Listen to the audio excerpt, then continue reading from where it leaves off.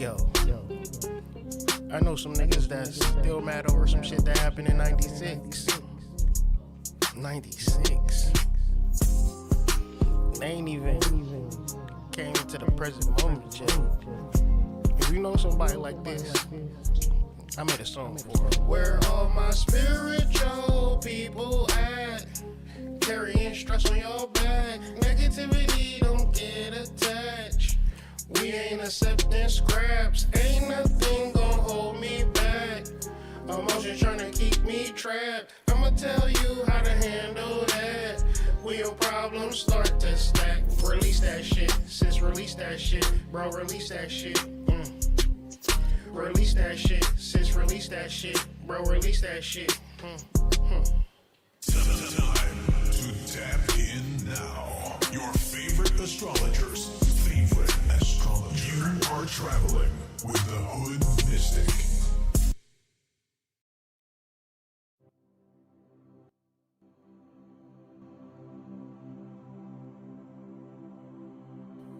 Peace to the tribe, peace to the collective. Here with another video. It's the Hood Mystic. In this video, we're going to be discussing the full moon in Scorpio through the houses and, discuss the full moon in a greater detail. Like I said, this is going to be a part two to a part one that I did yesterday. So if you're watching this video now and these topics intrigue you, you want to get more depth on a particular subject, you can watch the video that I did yesterday on the same subject, full moon in Scorpio. Before we get into the getting intos, I would just invite each and every one of you to my Substack channel. You know what I'm saying? Of course, we getting into all of the information. What I'm doing now is I'm really working deeply with understanding astrology, not for myself only, but mainly for myself, I would say, but also to become a better teacher, to get more succinct, more clear in the messaging, and just assist those who want astrological questions answered, and just to stay on top of my craft. So what I'm doing is working on another book titled Understanding Astrology. Working title, of course, but that's just the overall premise of what we're trying to do: understand astrology. And if you are seeking to understand astrology, a good place to start is my Substack channel. Doesn't cost you much. I mean, it doesn't cost you anything, but if you want to be a paid subscriber for $5 a month, support the channel, help me pay a couple of bills or two, will appreciate it. You know what I'm saying? And just appreciate the love that I've gotten on this channel so far. And it's going to keep going strong, but just in case you don't get updated on when I'm going live and things of that nature, and you would like to, you can join the Substack channel, and they will alert you when I'm getting live. It's much more of a direct platform. You can message me, chat, leave comments on articles, read old articles on all types of occult topics. Um, it's not going to be my first book that I've written on Substack. Blue Magic, which is my latest book, I wrote that entirely on Substack and then put it out on a book first. So if you want exclusive content, be sure to tap into the Substack, especially if you like to read, learn, and expand your mind, things of that nature. I go on to say that we also have another Substack newsletter that we're formulating. This one is me and my wife. We're working on the White Rabbit Substack, and we're going to do weekly newsletters. Each newsletter, we're going to have some type of recipe, some type of concoction, just based on the things that we actually do with psilocybin, more or less. It's not something that you need to just be so bored with and just take 28 grams to the face and, see stars and things of that nature. Sometimes if you have an alcohol problem and you want to like get a nice little buzz, you can do a nice, a minimal lemon tech, with a little bit of mushrooms, not even enough to go crazy or nothing, but you would just have the same vibe as you was if you had a couple of drinks. You know what I'm saying? And we got mad different recipes, mad different concoctions, just letting y'all into our little mad scientist world. And there's White Rabbit Psych newsletter, which is a link in the description. You can join that. That's also free as well. So just getting the offerings out the way. Today, I got a presentation, so I'm gonna get off the full screen and bring up the share screen. And we're going to get into the full moon in Scorpio through the houses. Now that that's that, I can bring me into a more of a center. Let's do some little something like that. And yeah, man, got a little slideshow that I want to kind of bring people into, man. And working on this is 4 o'clock, right? And I was up all night working on this, and then I was up all day. You know what I'm saying? Working on this. And so I'm excited about the information that I'm about to bring forth to the collective. And I hope that you know what sign, or I mean, not what sign, but what house Scorpio is in your chart. And then even if you're not into it for like if you watch the whole video, I personally believe that you can take from each and every house certain types of information or tidbits that align with your own personal makeup. That's what I did. You know what I'm saying? Because when we get into the 12 houses, when we get into the 12 zodiac, these are not aspects that are so foreign from you. And when I break down the examples, I want you to think, if you're far away from it, I want you to just think about it in the sense that there are actual people doing it. There are actual human beings that celebrities. Are actual human beings that travel all over the world. Why not you? Right? So that's the main gist of the correspondence of what's going down this mid afternoon evening on this beautiful, voluptuous full moon Saturday. You feel me? It's the Sabbath. So, like Beanie Siegel, I don't do much on Saturdays. I try not to do much. And I promise you, to the collective, especially the collective men out there trying to get ahead, Saturdays is a day of rest and relaxation and being with the fam and not doing too much. That's where your ultimate blessing is. And I know you got to do what you got to do, cuz I've always known about the Sabbath.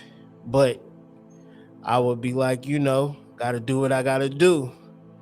That paper calling.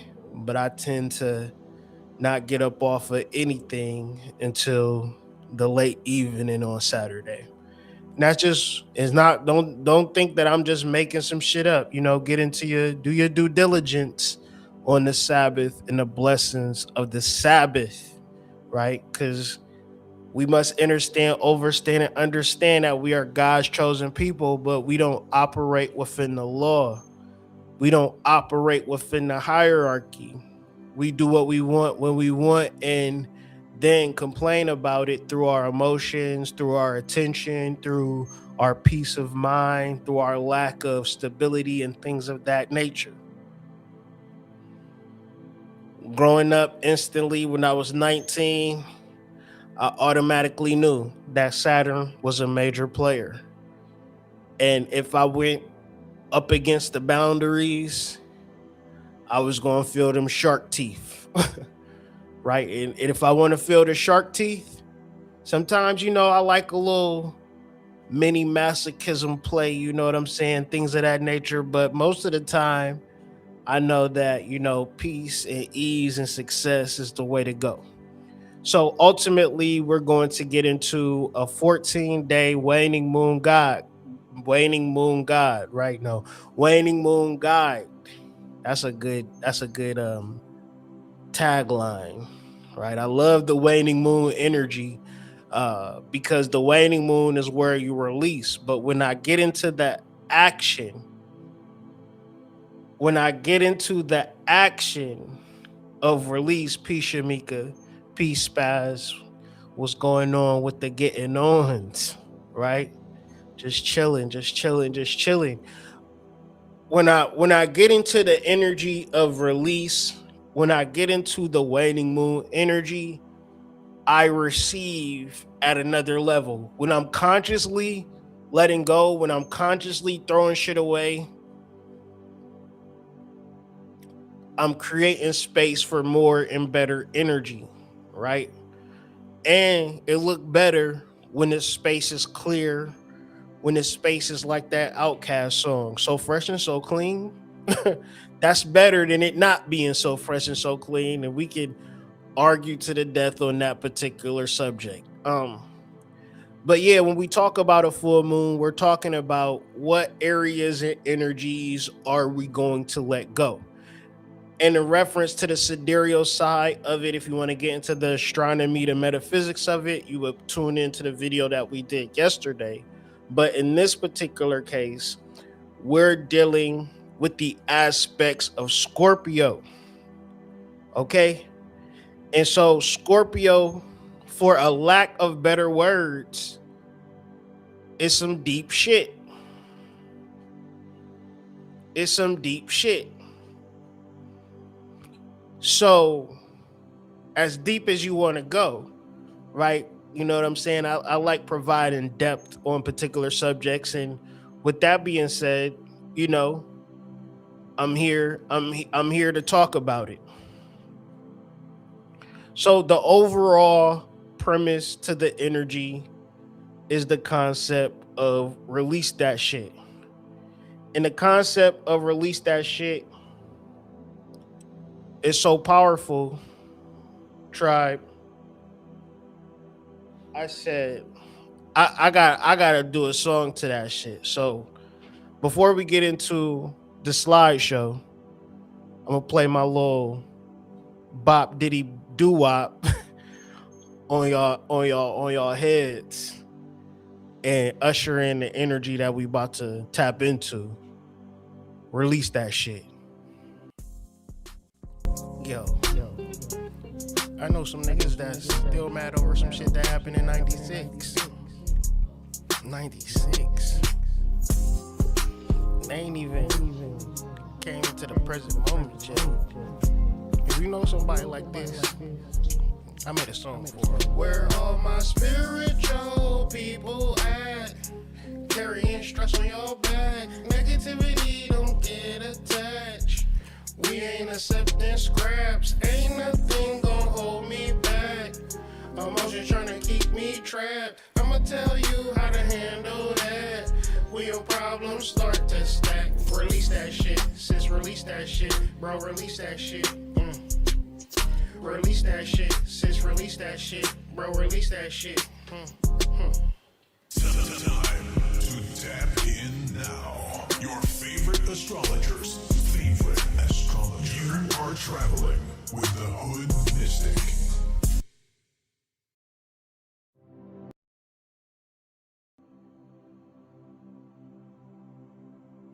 Yeah, that's the energy for the full moon, blue moon, May 31st, May 30.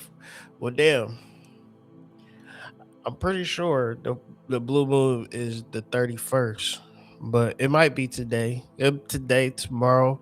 We just in the energy. You know what I'm saying? Fuck the details. You know what I'm saying? We just gonna Ride this wave. You know what I'm saying? When you riding the wave, you ain't counting.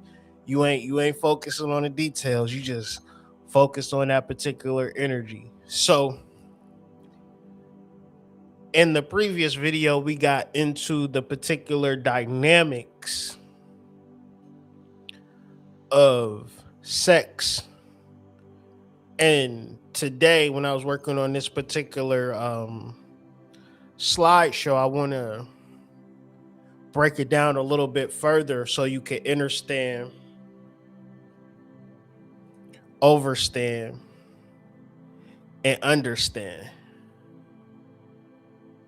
Sex is not literal in these conversations.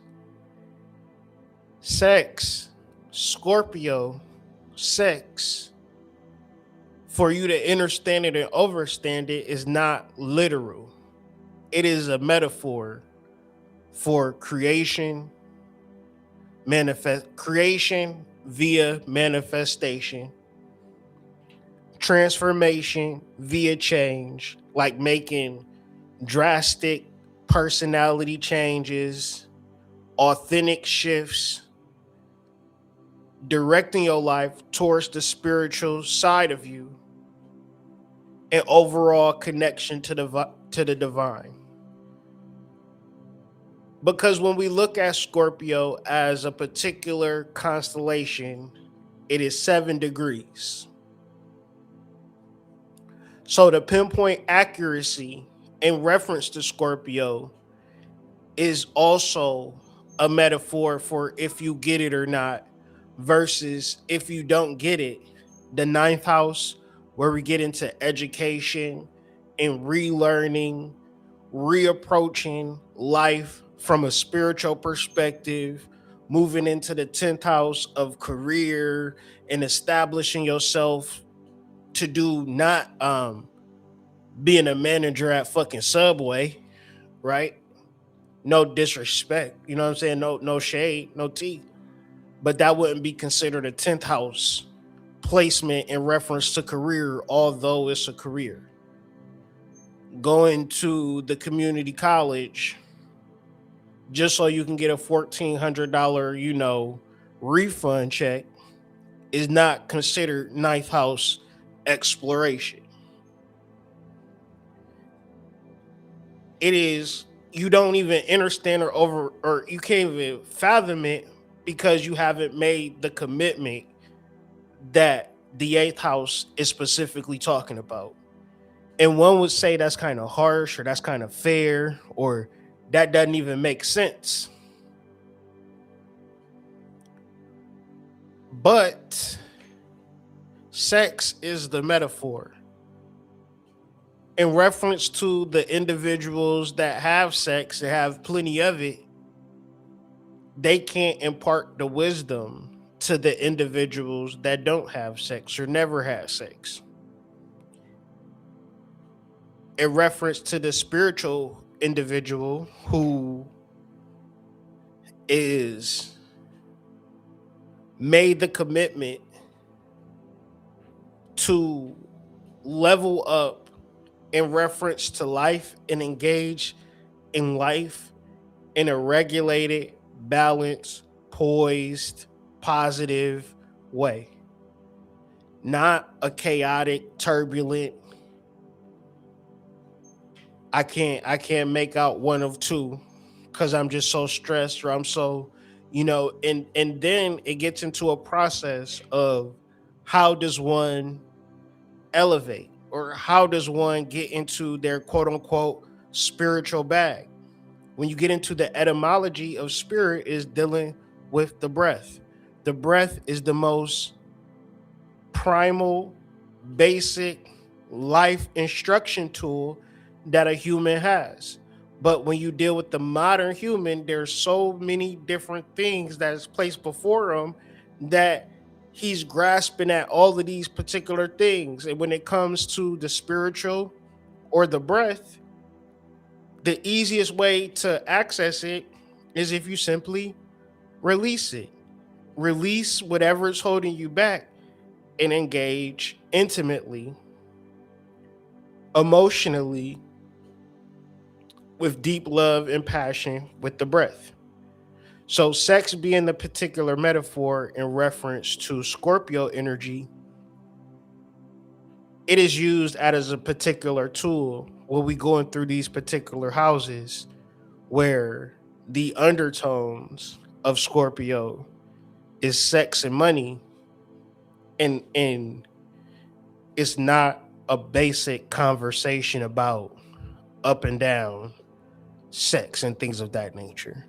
It is about utilizing relationships and resources to get what you want, utilizing information, discretion, secrecy, contracts to get what you want versus just being in a space where you hoping and wishing and doing different, schemes and scams and ending right back.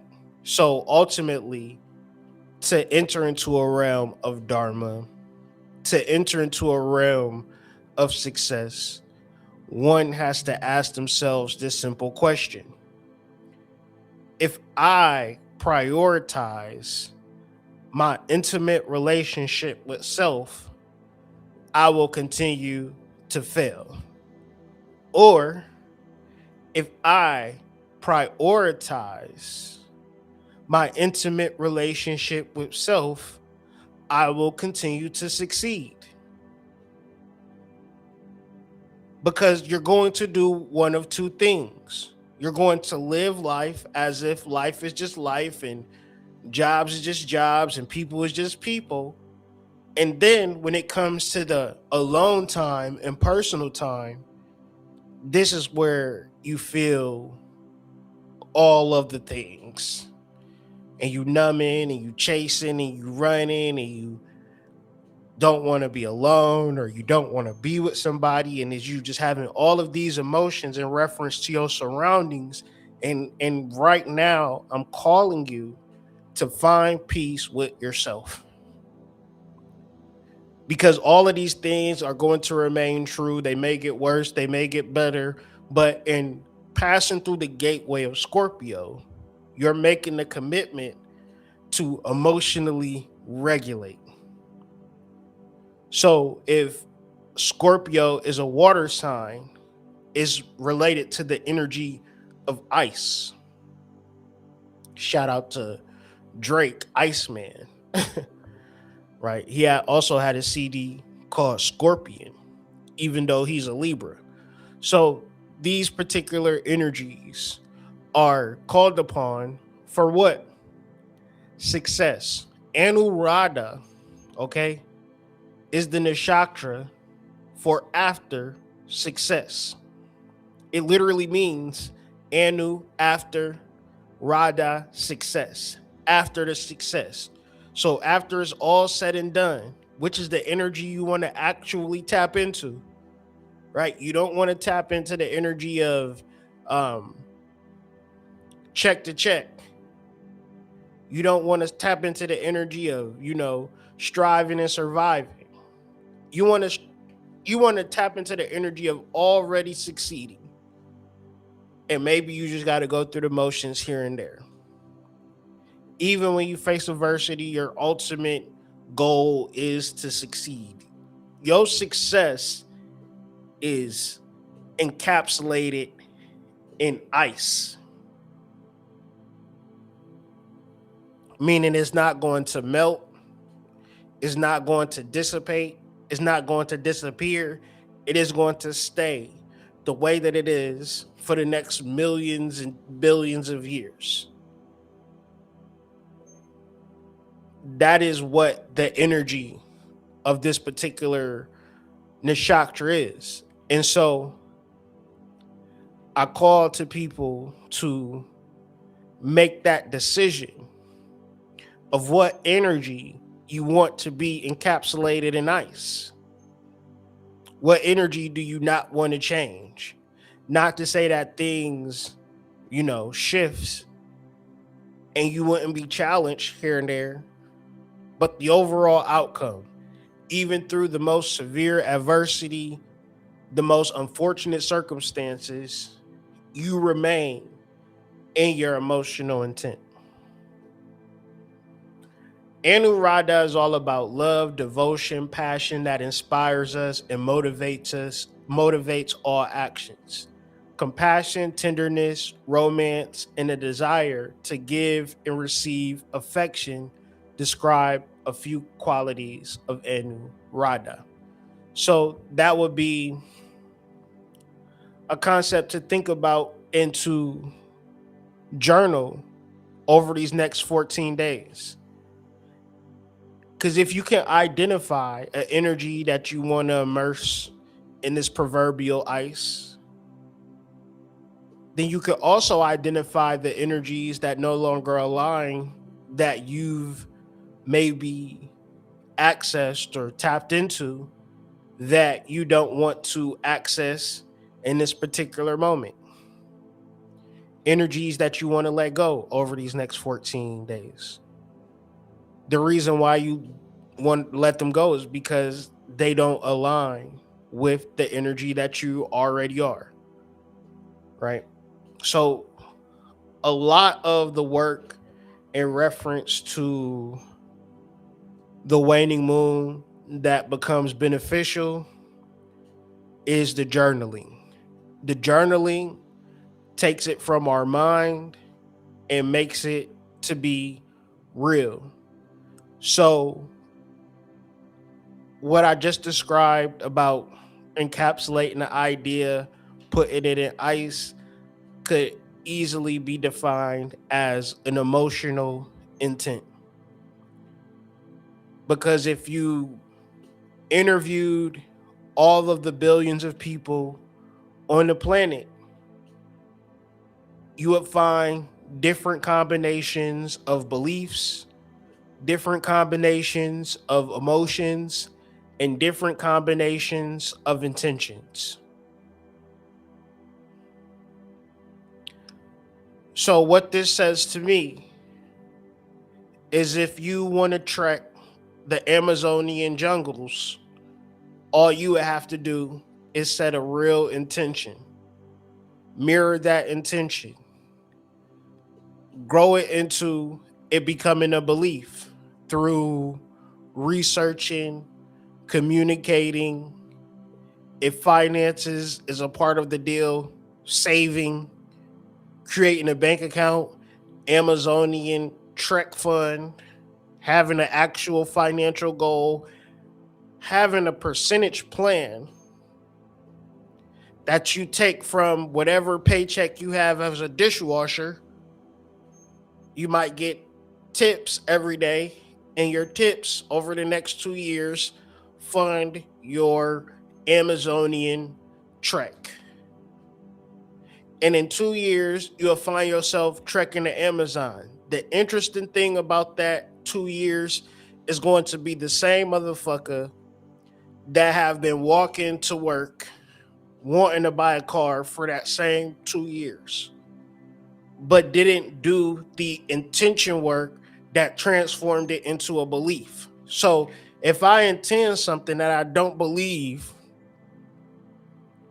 based upon it being not what the Bible say, not what the Torah say, not what the Quran say.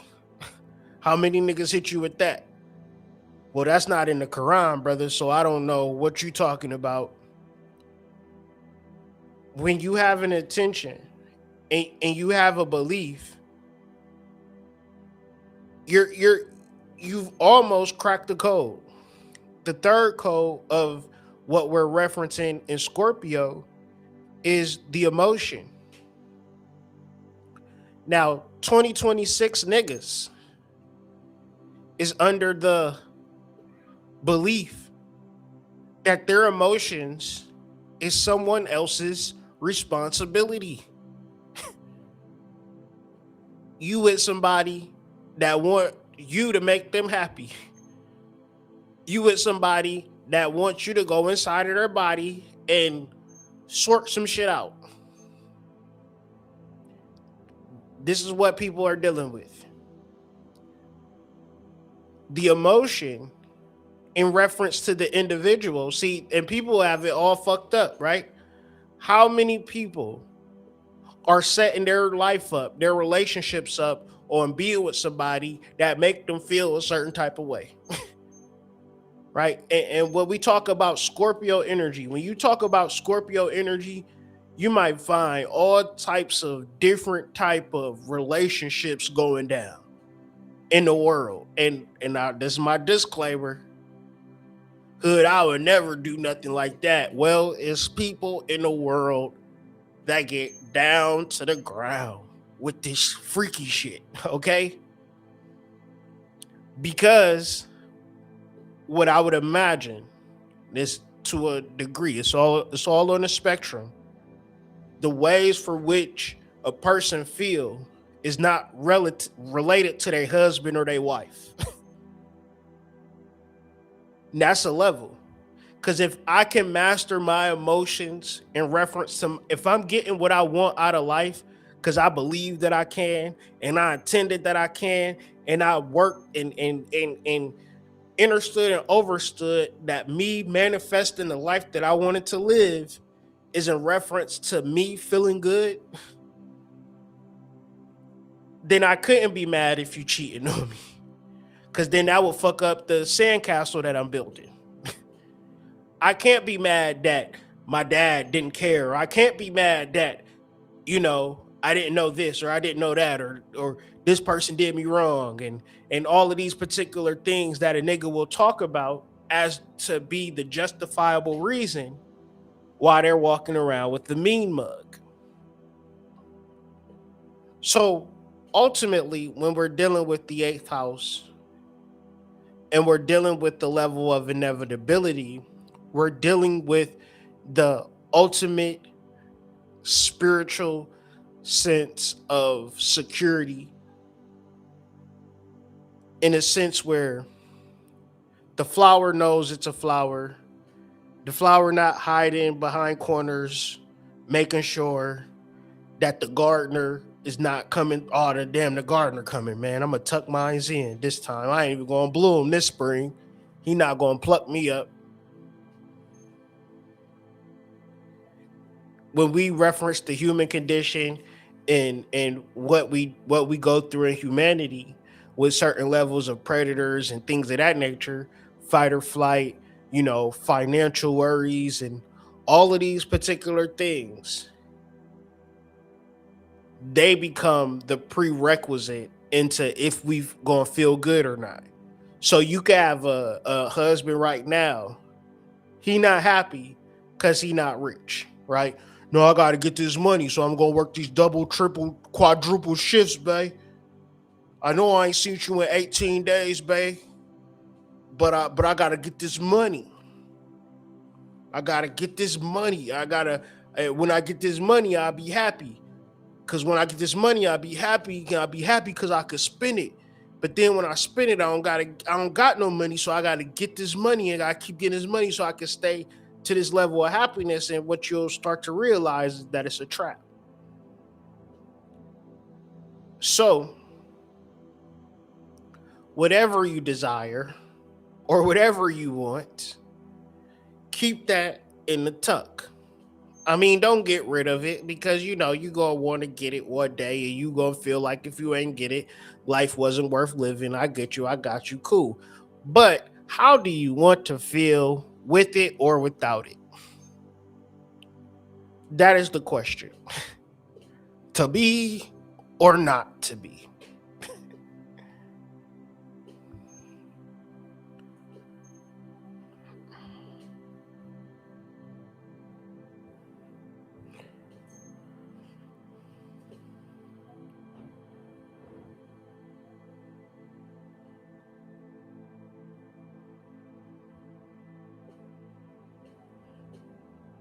Mm,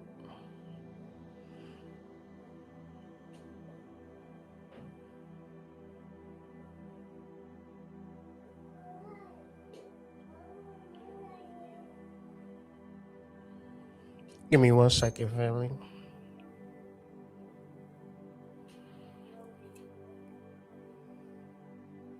So how we going to rock through this particular paradigm shift?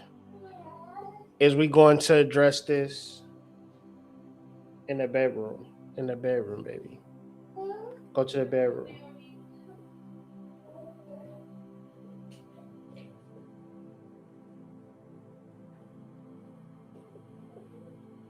I'm just trying to move my camera so y'all can see it, all right?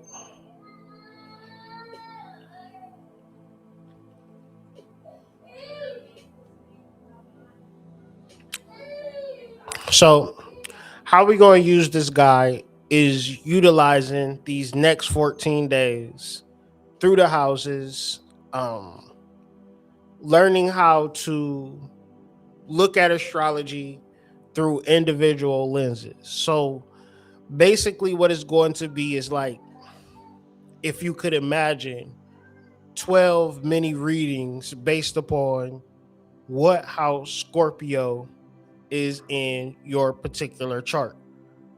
And I'm looking at each house through four particular lenses in reference to the many degrees and variations of one, Scorpio energy, and two, waning moon energy. So, combining those two concepts, you are formulating with what I will call a reading. And as we stated earlier, sex is the metaphor for having a relationship with self, because I go through my mental Rolodex. I think about people throughout the planet, just all different beings and places and times and energies. And what I come to the realization is that everybody has to figure out how to be comfortable with themselves at one level or another. And so people's ability to, one, connect to themselves, and two, love themselves in a way that is intimate and spiritual and real, and also a way to motivate you and, and propel you forward through the remaining houses, and ultimately get to a point where you have a sense of purpose, a sense of self, a sense of understanding. Even if the world hates you, even if the world doesn't understand you, even if things don't go your way, or you don't manifest the dream life, or whatever the case may be, you move through life. It's like, after you get the house, get the career, kids move out, and you're just sitting in your house, you know what I'm saying, trying to figure out what's the next point. You probably, especially if you had children, you had a job and things of that nature, taking care of kids, there's no point in that where it's like, well, how am I checking in with myself? Because the kids is wanting shit all day, every day. And you're going to rate your sense of self-worth by how you show up for your children a lot of times. It's hard for an active parent to feel good about themselves and be negligent. So, with that being said, this eighth house energy is something that is foreign to a lot of humans and hard to understand, because it's steeped in the mystery, it's steeped in the knowledge, it's steeped in the astrology. And when we talk about all of these topics, it's somebody lying about that shit. It's somebody that's telling you a whole bunch of flim flam scam to when it gets to a point where utilizing this knowledge and trying to make it be useful or beneficial, as far as it developing something that's you having like true enlightenment and true wisdom, it's hard for a person that's trying to make money to tell you this, because ultimately, if I say that God is within you, you're no longer a customer. You don't got to come to me for readings and things of that nature. You don't got to ask me nothing. You don't look at me as no guru, as a master, because you have developed an intimate relationship with your higher self, and not your higher self is an aspect of yourself that's not showing improving either. This motherfucker is Aladdin and doing miraculous shit in your life. You don't need anybody. You don't need to ask nobody for nothing. So most people are not going to teach or bring this to the forefront. This is the mystery. The mystery is that you are God, but ultimately, the relationship that you cultivate with yourself is going to bring you to another level. You may have thought that you was a caterpillar this whole entire time, but the Pluto ruled Scorpio energy is saying, no, you actually a butterfly.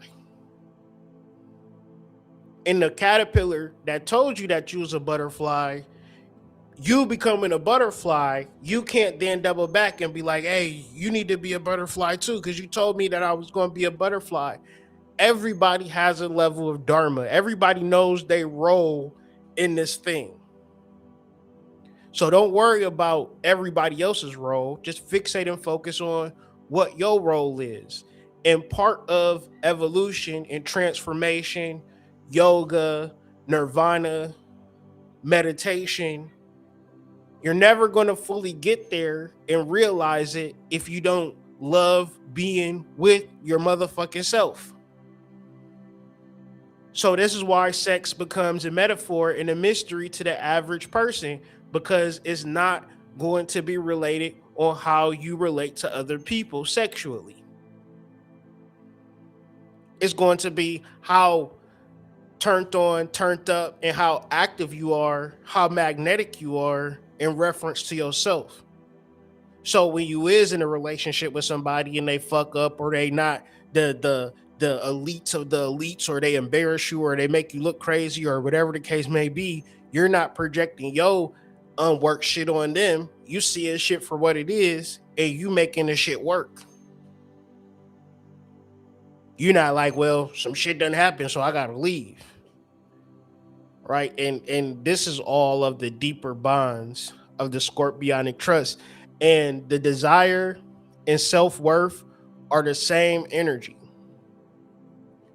What tends to happen when you're not taking care of yourself, you get really obsessed with motherfuckers. Like, you, if you're the type of person that get upset, if you ever got obsessed with somebody because of how they looked, right? That's not an indication that you really want them or that you really into them. That's just an indication of that's an aspect of you that you need to cultivate within yourself. Because 10 times out of 10, if you was the type of person that you was supposed to be, you probably wouldn't even look at them twice. So ultimately, when we dealing with Scorpio, we also dealing with a concept that I like to call the bank. I've heard other people define it as other people's money, but what we're definitely talking about is a slow build, a business, a structure, a contract, business law, investing, stock market, whatever the case may be, but you're not like doing it dumb. You're like, they say invest 3% of your earnings and be patient over 5 years and build your portfolio and things of that nature. That's what this is talking about. Since we're dealing with the Anurad and the Shaktra, we have Saturn all through this thing. So everything that we hoping is going to be a fly by night, get rich quick scheme, it ain't that. However, I got this acronym gifted to me from Metatron, or one of them oratory poetic gods, an acronym for lock in, right? Don't be afraid to lock in. What does lock in stand for? It stands for learning opens constant knowledge, incoming now. Learning opens constant knowledge, incoming now. So whatever you don't know about the stock market, whatever you don't know about the area of learning that you're trying to get into, You will know it once you begin to learn, because learning will open constant knowledge, and that knowledge is going to be incoming now. And you can always turn knowledge into money. You can always turn knowledge into money. Another concept of Scorpio that we got to address and bring to the table is the occult transformation of the particular energy, which is another metaphor for sex.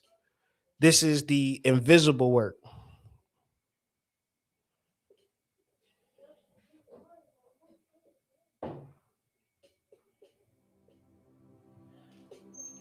This is the work that nobody sees.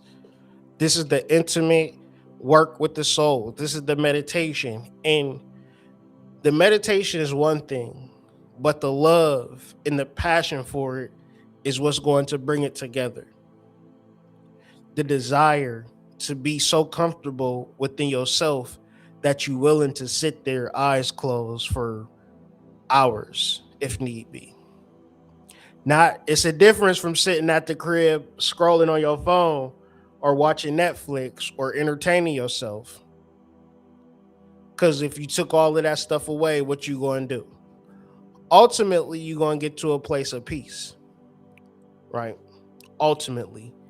And finally, we're dealing with the energy of release, right? Since we're dealing with the waning moon, full moon, 14 days leading up to a new moon, a way of looking at this is, what am I making space for in my life?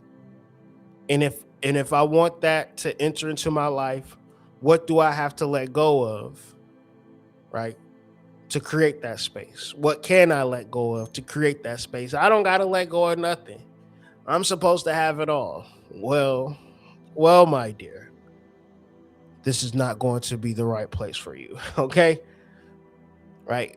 And I'm telling you, it's a game that you play. I promise you. If you wanted to manifest some shit, if you wanted to shift some shit in your life, start letting things go. Whatever, whatever is irritating you, whatever is aggravating you, start letting it go. If it's really bothering you, if it's really bringing you to a level of distraught, write it down. Write it down. If you can't get it to that point, you can't write it down, and writing it down don't do nothing for you, talk about it. One's in the chat. If you ever had a problem and you started talking about that problem with somebody and you started to feel instantly better,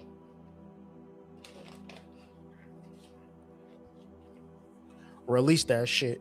Release that shit. Girl, release that shit.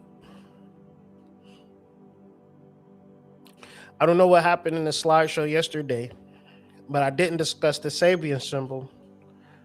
I had a slide for it, but I don't know. So I'm going to talk about the Sabian symbol now.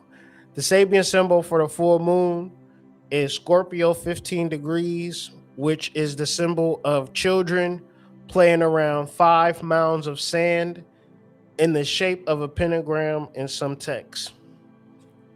In Dr. Mark Edmund Jones' book, it says that this is a symbol of absolute self integrity at a simple extreme of social consciousness or of the human spirit in its nascent competence for meeting all possible eventualities. Right? This is in reference to what I said about the billion of people with a billion different intentions, a billion different beliefs, and a billion different emotions. Right? So you can think of that when you're setting up your life. There are millions of possible eventualities. There is here a dramatization of the psychological faculties as a means for contact with other people and of illimitable capacity for experience in any situation where man may find himself. And this is what I was talking about yesterday. Spirit has been setting up a network of people over these past, I would say, 5 years, sprinkled in there. like Salt Bay, speckles of people that when the time is right, they going to come together like Voltron, to which create the energetic space, even if the energetic space is anticipation and acknowledgement of something that you don't see today. The individual is able to deal with whatever may arise in the circumstances of his being and to commit to himself to whatever proves to be worthwhile. The key word is naivete. When positive, the degree is the gift for continual discovery of new effective facets of selfhood. And when negative, wholly purposeless ineptitude. So the question then comes with the scorpionic snake serpent energy associated with Scorpio, the serpent's constellation right above it in the sky, right? How many how or the question is, have you discovered every part of yourself? Are you aware of every part of yourself? Are there more parts of yourself left to be discovered? To which this is the intention, this is the point of view, right? So the work with this particular Sabian symbol is active imagination. The imagination is for you, by you, right? Fubu. You imagining, oh, if I don't have it, I'll be kicked out or whatever the case may be. You can start to be imagining that, oh, Shorty is going to take care of you or something, brother. You know what I'm saying? Imagine it, you know? It's your world, it's your life. People going to be like, you can't have no woman take care of you, but it's billions of intentions, beliefs, and emotions. It's a million and billion of guys taking care of their family, taking care of the bills. You, the one exception is you. And ladies, don't be mad at him because he have his active imagination. Don't be mad at him. Actively imagine that you are a pampered princess. Okay, let's get with it. Let's lock in. Okay, learning.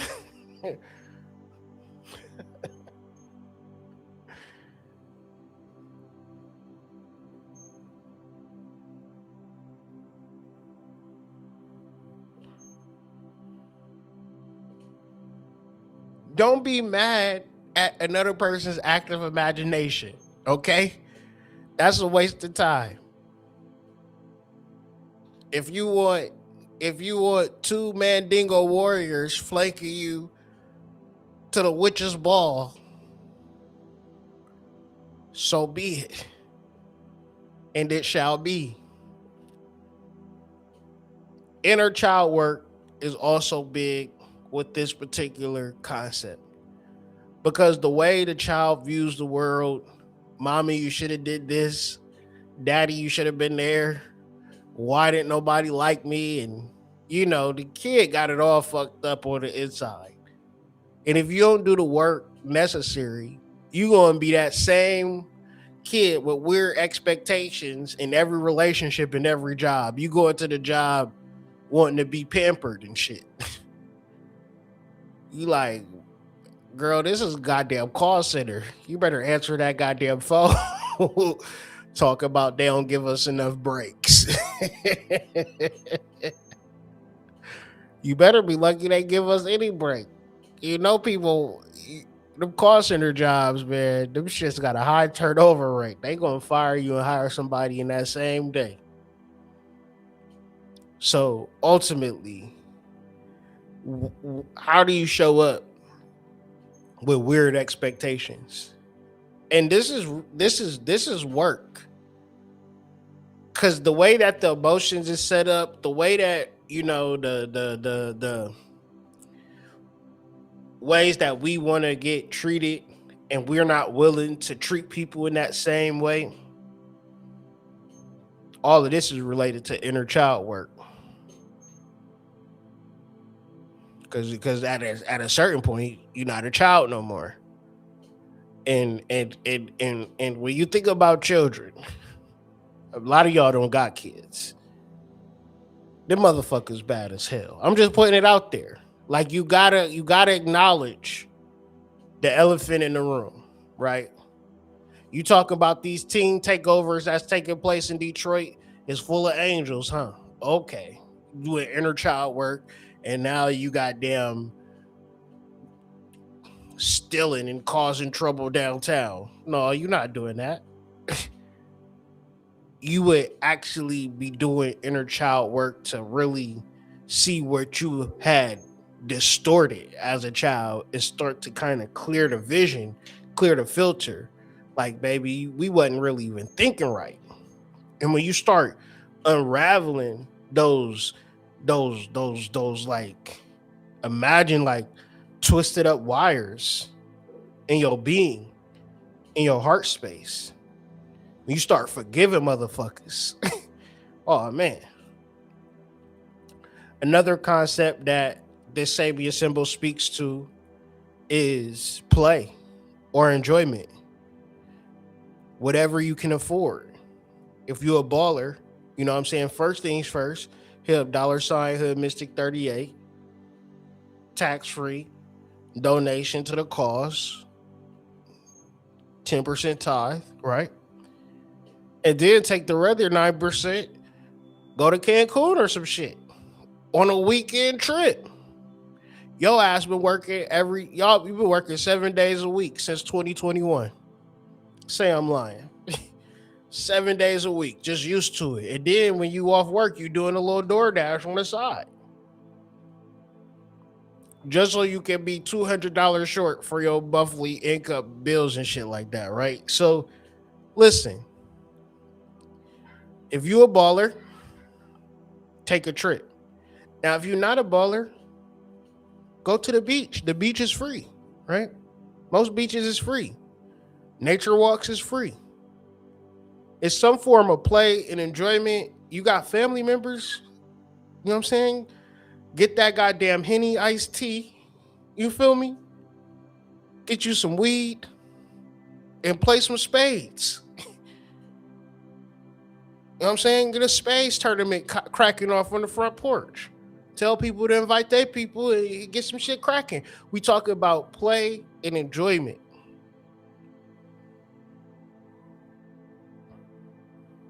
You know, they say a lot of the business deals and things of that nature, they take place on the golf course. Well, the ways that, you know, we communicate and come up and deal with like minds is through what we personally interested in. Meaning if me and you, we like the same jazz, we probably gonna have a good relationship in a certain sense. Somehow, some way. So I'm just putting that out there. If you're looking for something, you may find it in enjoyment. And the definition that was in the Sabian Symbols book, where it said that when positive, a degree is a gift of continual discovery of new and effective facets of selfhood, is to me saying that we are never done discovering ourselves. And only when we thought we discovered it all, we mastered something, or we finally accomplished something that we was finally at the apex, that's when we fooled ourselves. So in order to deal with the particular energy, we got to have a certain level of naivete, which is the state or quality of being inexperienced, unsophisticated, or innocent. In reference to the hierarchical plan of things, in reference to the spiritual codes and keys of the universe, the average human don't know shit. So therefore, it's cool to act like that. Right? Because I'm not going to go to the spirits as a know-it-all. I'm going to go to the spirits as innocent and inexperienced. That's the way it is. It often describes a person who has natural,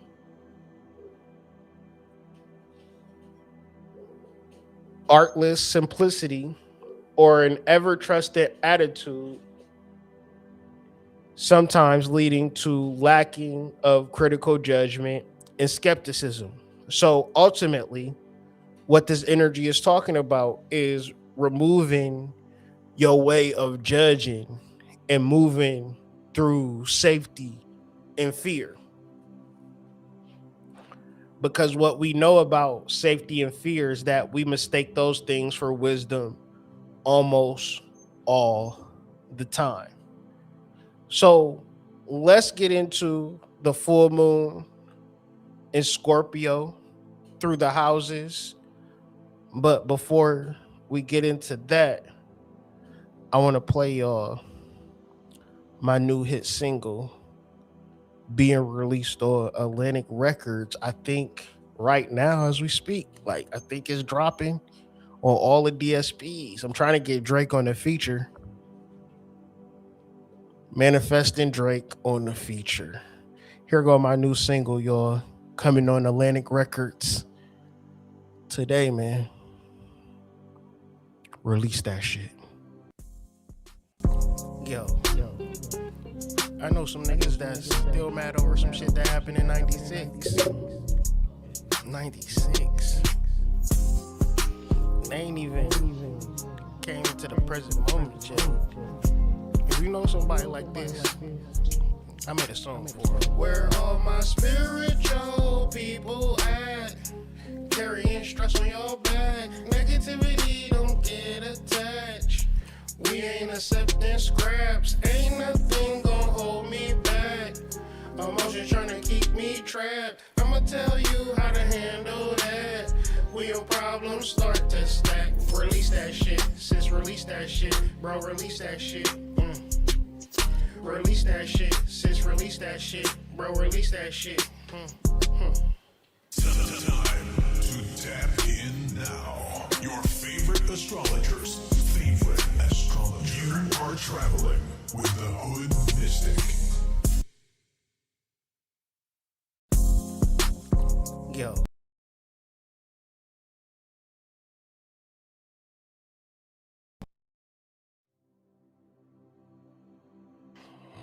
Yeah, man, like I said, releasing on Atlantic Records today, man. Think I'm gonna have Drake, Lotto, and be a young boy on the remix. Release that shit. So, full moon in Scorpio through the houses. First things first, we dealing with the first house, and we gonna title this exposition First Impressions. Now, on the side, you have a picture called the 7-second rule. What this rule is saying is that in the first 7 seconds, a person have figured out everything they need to know about you, Scorpio in the first house. So, what we not going to do is be mad at people's biology. All right?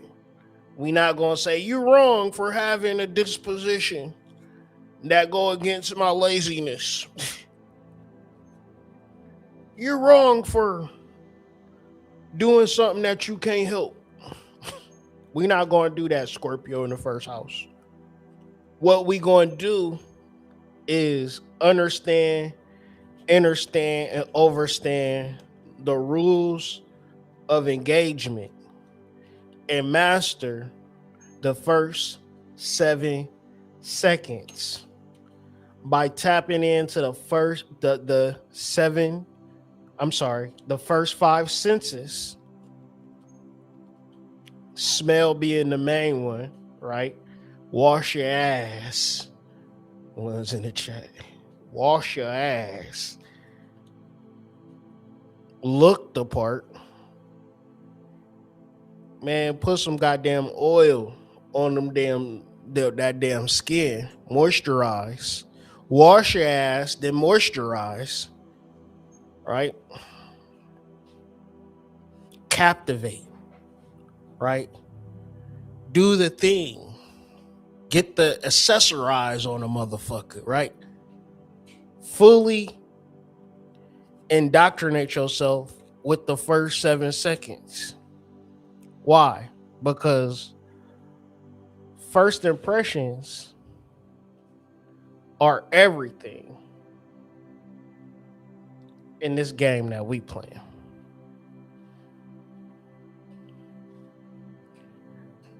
Your self-image is the first thing that people feel.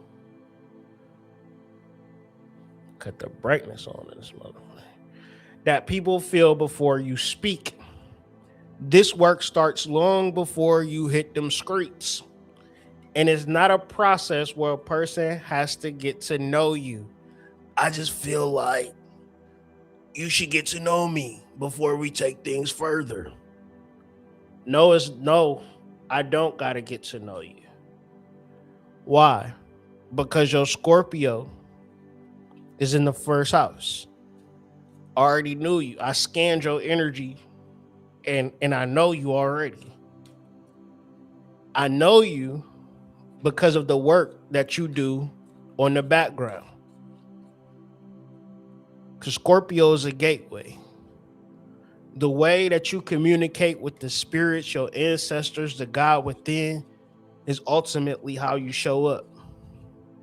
Now, when you showing up scruffy and roughy, right? You rock rough and stuff with your afro puffs with a bunch of rage. We not saying rock on with your bad self. Nope. We saying, nigga, get your shit together. What's wrong with you? You look crazy. So, and then what you gonna try to do is deflect and project. Well, why y'all ain't saying nothing to him over there? He look crazier than me.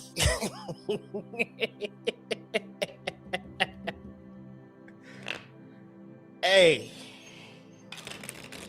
he don't got Scorpio in the first house. You do. What if LeBron James said, why y'all passing me the ball? Boy, you LeBron James. We want you to score, nigga. Here you go. We gonna sit and watch. You know how many niggas LeBron James made millionaires? These niggas like barely getting to practice and shit, you know. Bare just rolling out of bed and shit. Off that Henny iced tea, right? At least I got a championship. Listen, how does it go? To whom much is given, much is required, okay?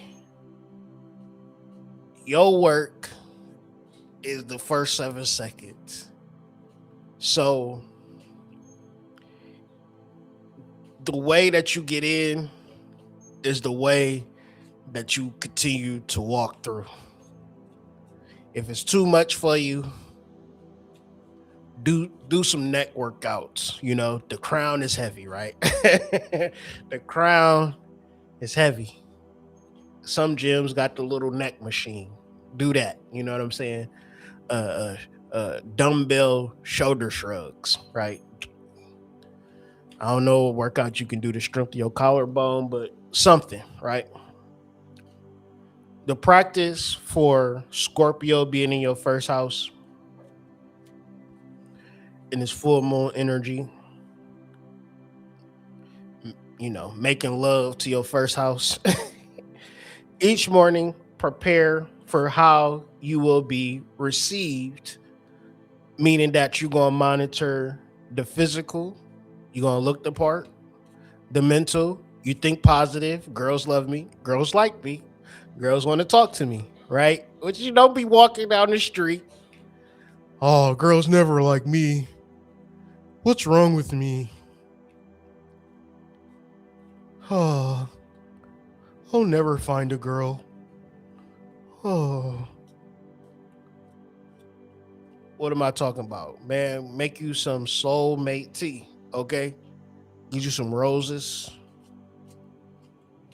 get you some wormwood, get you some peppermint, and drink it before you go to sleep. That's going to enhance your mental and also enhance your anticipation. And it's hard to manifest things in reference to not really looking for it, not having a positive mind state for it. And then finally, emotional health, right? We're talking about emotional intention. So imagine how you going to say, I'm pissed off right now. And the reason why I'm not in love with you is because you ain't doing the things that make me in love with you. Right? You what if he did and you still didn't love him? Right? So basically what I'm saying is if you had the intention to love and that was your armor, so to speak, then that's going to help your emotional health. And it's all going to be in alignment with a practice of just preparing for the whole day, right? Preparing on how you are going to be received, how you are seen. So the first house is always dealing with how you are seen, how you are received.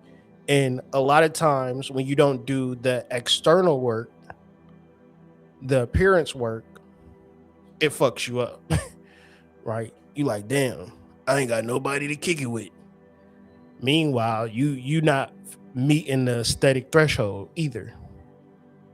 So I know that it burns on both sides, right? Why can't you just like me for me, right? So now we got to go through all different types of biology codes and you know DNA splicing and shit just to get a motherfucker to like you, right? You special person, like nah. I mean, at one level, yeah, you might find that one person, but what's the problem with that one person that like you for you? They crazy as hell, right? They don't got no damn sense. So when you are aligned with when you encapsulate the first house with Scorpio, you also encapsulate the process of saying, I got it, it's cool. Like I know how the game works. If I can get that interview, then I can get the job. And if I can get the job, I can become a manager. If I become a manager, I can become an owner. And a lot of times people are just gonna say, man, you look the part and just keep it going. They ain't gonna do no research. That don't mean you don't do work, but ultimately you know how the game goes. And if you know how the game goes, you better for it. Right? It probably a business deal that you didn't get because a person looked at you and didn't like the way that you look.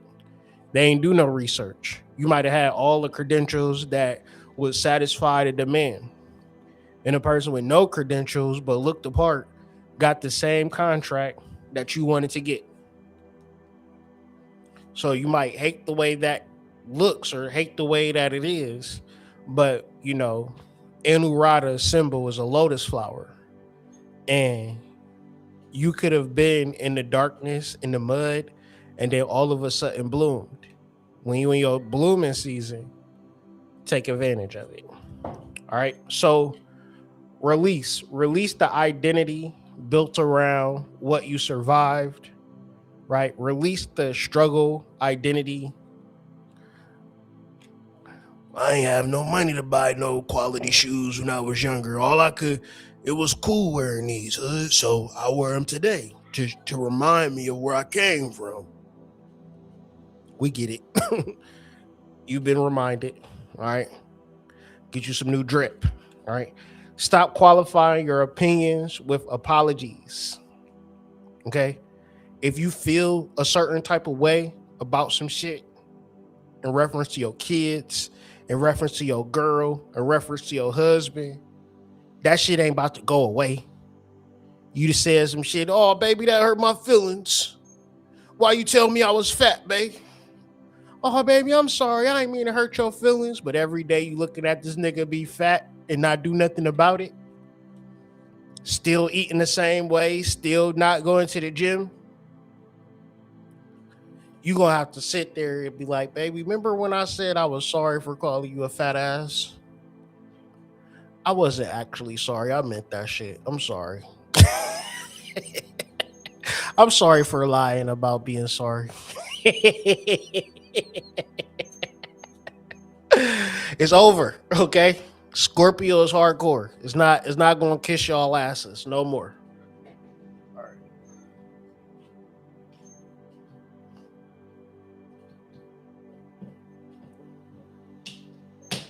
Uh-oh. All right. Let me see. Let me see. All right, cool.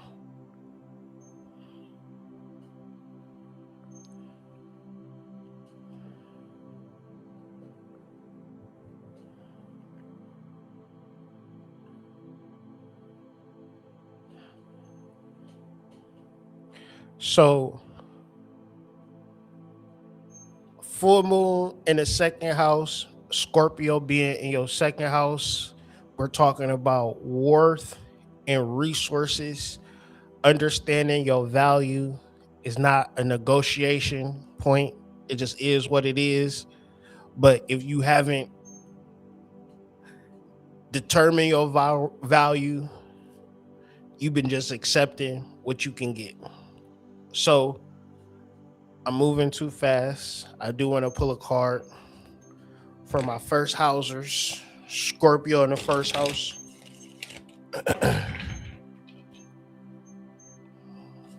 Scorpio in the first house. Where you at?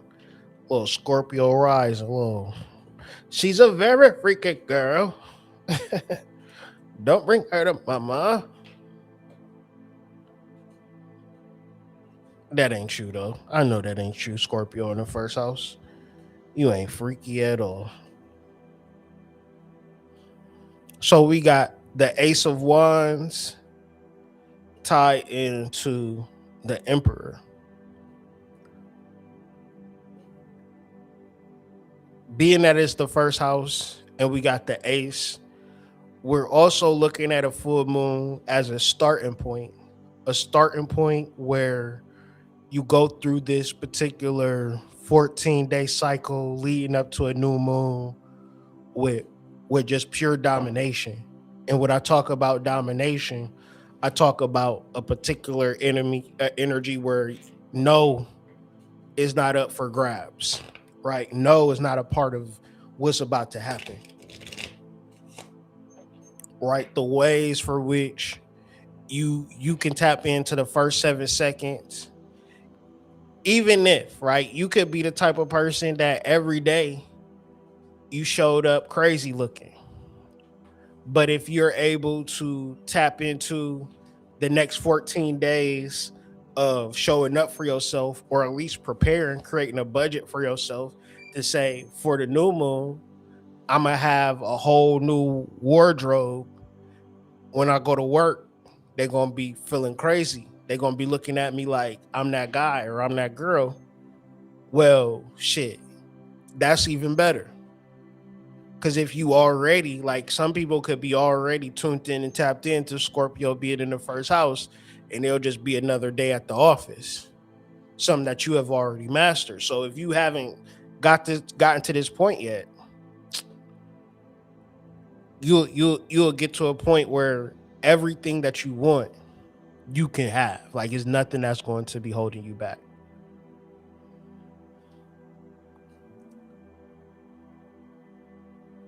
So next we're talking about the second house, the house of worth and resources. And ultimately, the issue with this particular chart, with the second house and the 10th house with Scorpio energy, is the job, right? The job is, it might be making you money, and money is cool, money is good. You're able to do the things that you want to do. But Scorpio in the second house, Scorpio in the 10th house, for lack of better words, is something deeper, that's missing. And so when we're dealing with Scorpio being in the second house, Scorpio being in the 10th house, but more in a primal sense, in the second house, we're dealing with the body.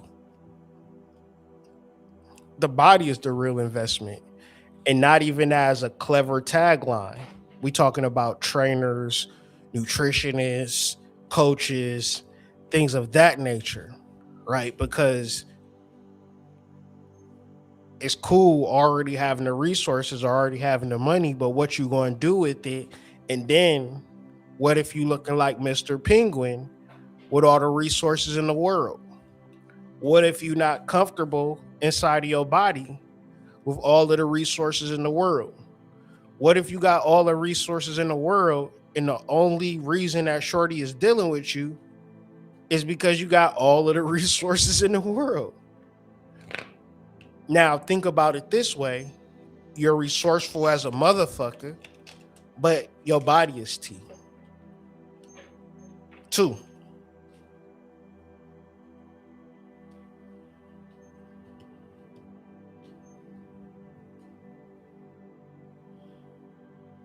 And then also dealing with resourceful ass when it comes to intimate relationships, i.e., wife, husband, kids, mom, dad, you going to have to start creating financial boundaries, especially if you got financial goals.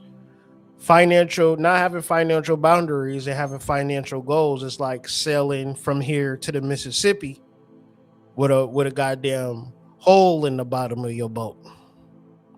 Talking about why am I sinking? Talking about I'm trying to get to the Mississippi and I'm sinking. Oh Lord, what we're gonna do? So a lot of the times you're gonna have to tell your wife this is what the budget is. Gonna have to tell your husband, listen, all that money you spending on OnlyFans, you gotta relax. You know what I'm saying? Tell your kids all that money you spending on Roblox, all that money you spending at the beauty supply store. I don't. It ain't. It's expenses that I'm not about to take. And the reason why I'm not gonna take these expenses is because I have a financial boundary. It's just my boundary. My boundary is $100. My boundary is $5. That's my boundary. It's like Mrs. Jenkins fence, my fence. You know what I'm saying? Ain't no way. Once you pass that threshold, you in Miss Jenkins' yard. You're not in my yard no more. And once you pass this $100 threshold, you ain't getting no more money. When you are the breadwinner, one of the greatest things that you could ever do is support the people in your household. Makes you feel good. And nobody is telling you to stop. Only thing that we're telling you is to create boundaries like niggas did when they created the 50 states of the United States. They said, this is New Hampshire and this is Connecticut. Okay? This is Vermont and this is Maine. Right? There's some boundaries. This is my shit that I work 80 hours for, and this is what I'm willing to give you. If you got a problem with it, you can go to college, you go to trade school, you go to a temp service, you can do Uber. You can hit the goddamn pole. You can start an OnlyFans. But don't ask me. So the journal prompt for Scorpio in the second house in reference to your inherited beliefs. What is your financial self-talk? And throughout that day or throughout this week, write it down. Especially if you find yourself worrying about bills and things of that nature. especially if you start worrying about finances and things of that nature. Start writing that shit down, right? Because these are the things you got to release. Because you got to always remember that time when you was 25 and you gave no fucks and you was goddamn had wind beneath your wings and things of that nature. You are the wind beneath my wings. Right? That was your theme song because you was just floating through life. Everything was working out in your favor. You was reading the audiobooks. You drove and listened to audiobooks. You wasn't listening to no Gucci Mane.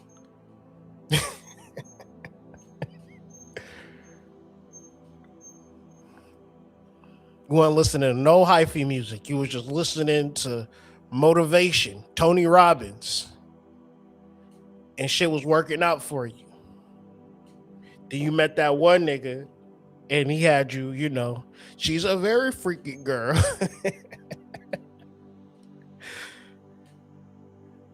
Now your money funny. Your change is strange, okay?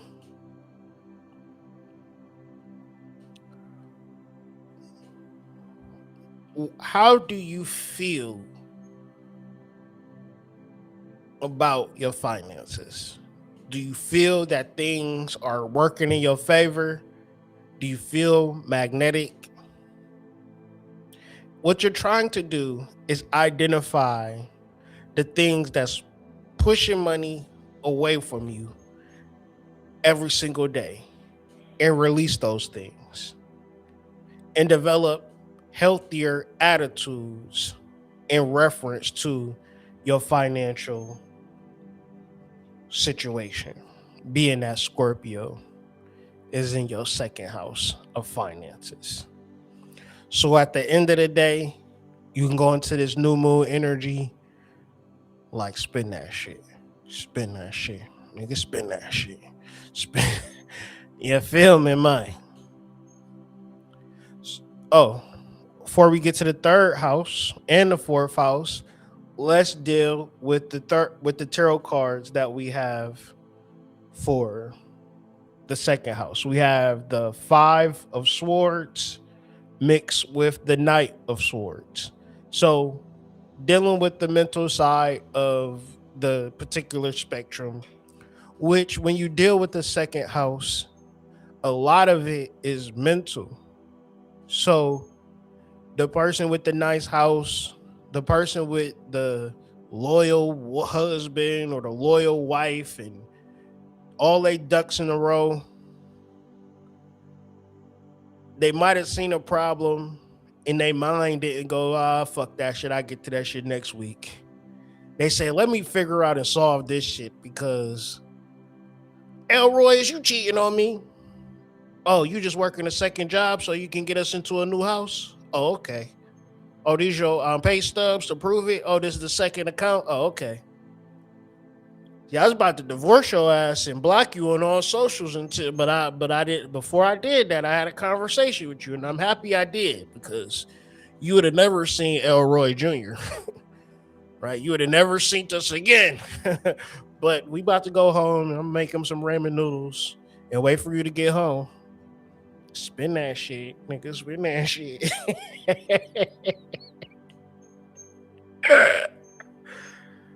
Oh man. Oh man. Sometimes I just be wanting to just clown with y'all for a couple of hours. You know what I'm saying? Rather not than clown.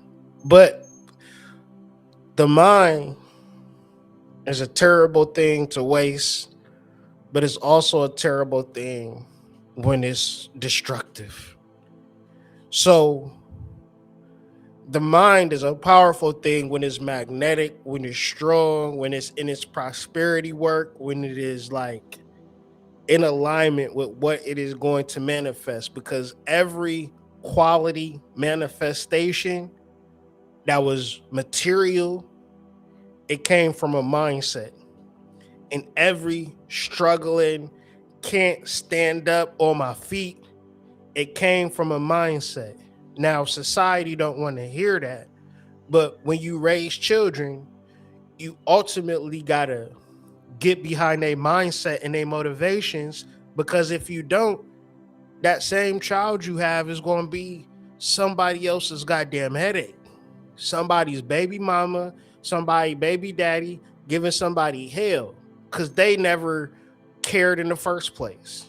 They was never serious when they was a kid, as a teenager, and now they ain't never serious as somebody goddamn husband or wife. So all I'm saying is the mind is the thing, right? In real time, the people that you choose to work with and deal with or whatever, right? You gotta know I can do something with this motherfucker or I can't do shit with this motherfucker. And if you come to the conclusion that you can't do shit with this motherfucker, 14 days of release, right? Let it go like Elsa. So, moving on. Full moon. Full moon in the third house in the sign of the sign is Scorpio and the house is the third house, and the third house is dealing with the mind and the voice. What you say to yourself is what your life becomes. So same way in the second house, related to the third house, but much more clairaudient, much more psychic, and much more powerful. So the first concept that we're going to deal with is the mind is king. The mind is king. The mind is the king of the whole entire show. So once the mind, whatever the mind decides, the body and the words will follow. So the mind being fixated and programmed to desirable effects would be the words and verbiages that you use and the actions that you take on a daily basis. Whatever you fundamentally think, the words and actions will follow. So what is the goal then? The goal is to be clear mentally, which is going to require a mental detox. What's the next question on that? How do you mental detox it? Easy. Being mindful. Being mindful is looking at everything around you and fixating and focusing on it. Canada Dry ginger ale with cranberry. It's my favorite soda. I'm just putting it out there. That's what I'm looking at. That's how I'm being mindful. I got a new cat. Her name is Pamba. I'm mindful of the cat playing with something. Little kitty. Cute kitty. Whatever I'm aware of, I'm mindful that I'm doing a YouTube video. When you're mindful and fixated and focused on the present, you're not fixated and focused on anything else. Another thing you can do to mentally detox is clean up. Get rid of things. Another thing you can do to mental detox is to journal. Another thing you can do to mental detox is talk about what's on your mind. Hopefully you got somebody that you can talk to. Right? On the Hood Mystic Substack, there is a chat function. Hey, anybody want to talk? You know what I'm saying? Shit like that. I gotta connect with Serpent. We got a new Discord. We gotta promote and propagate. But yeah, things like that, or your personal networks. A good way to mental detox. Listen to that new Drake. Right? 42 songs of classic material, right? It's a Drake hate-free zone. One of the best things to do to take a mental detox, take a nap. If you're fuzzy up top, you're probably sleep deprived. and it's time for you to go to sleep. Blindfold, earplugs, get your kids a PS5, couple controllers. Hey y'all have fun. I'm about that. Daddy about to go to sleep. Mommy about to go to sleep. I'll see y'all when I see y'all. They'll be fine for at least 8 hours until they get hungry. Let them cook some damn noodles. You got a whole another 16 hours. Pure bliss. That's not advice. That's just a joke. Anyway, the mantra practice for the third house responds to the deliberate use of sound and repetition, right? Is there something that you have been avoiding, a conversation you have been avoiding? And if you've been avoiding this particular conversation and you look at your chart and you see that Scorpio is in your third house, the hindrance is there. The hindrance is there. Junebug, I'm actually in love with your father. I cannot hold back any longer, Junebug Jr. I'm in love with Junebug Sr., and there's nothing that I can do to hold it back. Watch the blessings just flow. Trailer park gonna be lit all month. If you just tell Junebug Jr. that you and Junebug Sr. got some. I mean, the whole trailer park gonna talk shit about you and nobody gonna like it, but at least you living in your truth, right? The release for the third house. Release the words you use to make yourself smaller, right? Anything that you say to minimize yourself, to not be seen, to not be heard, these are the things you got to move out and beyond, right? Say the thing directly. Junebug, it's over. And I mean it this time.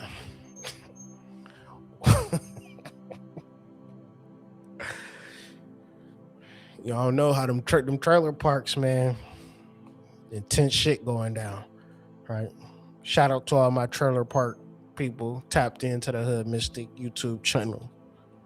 Love and support. It's some trailer park hoods out there. That's I'm the Hood Mystic. So whether we talking projects, apartments, townhomes, trailer parks, I cover the whole gamut of the hood and mysticism, right?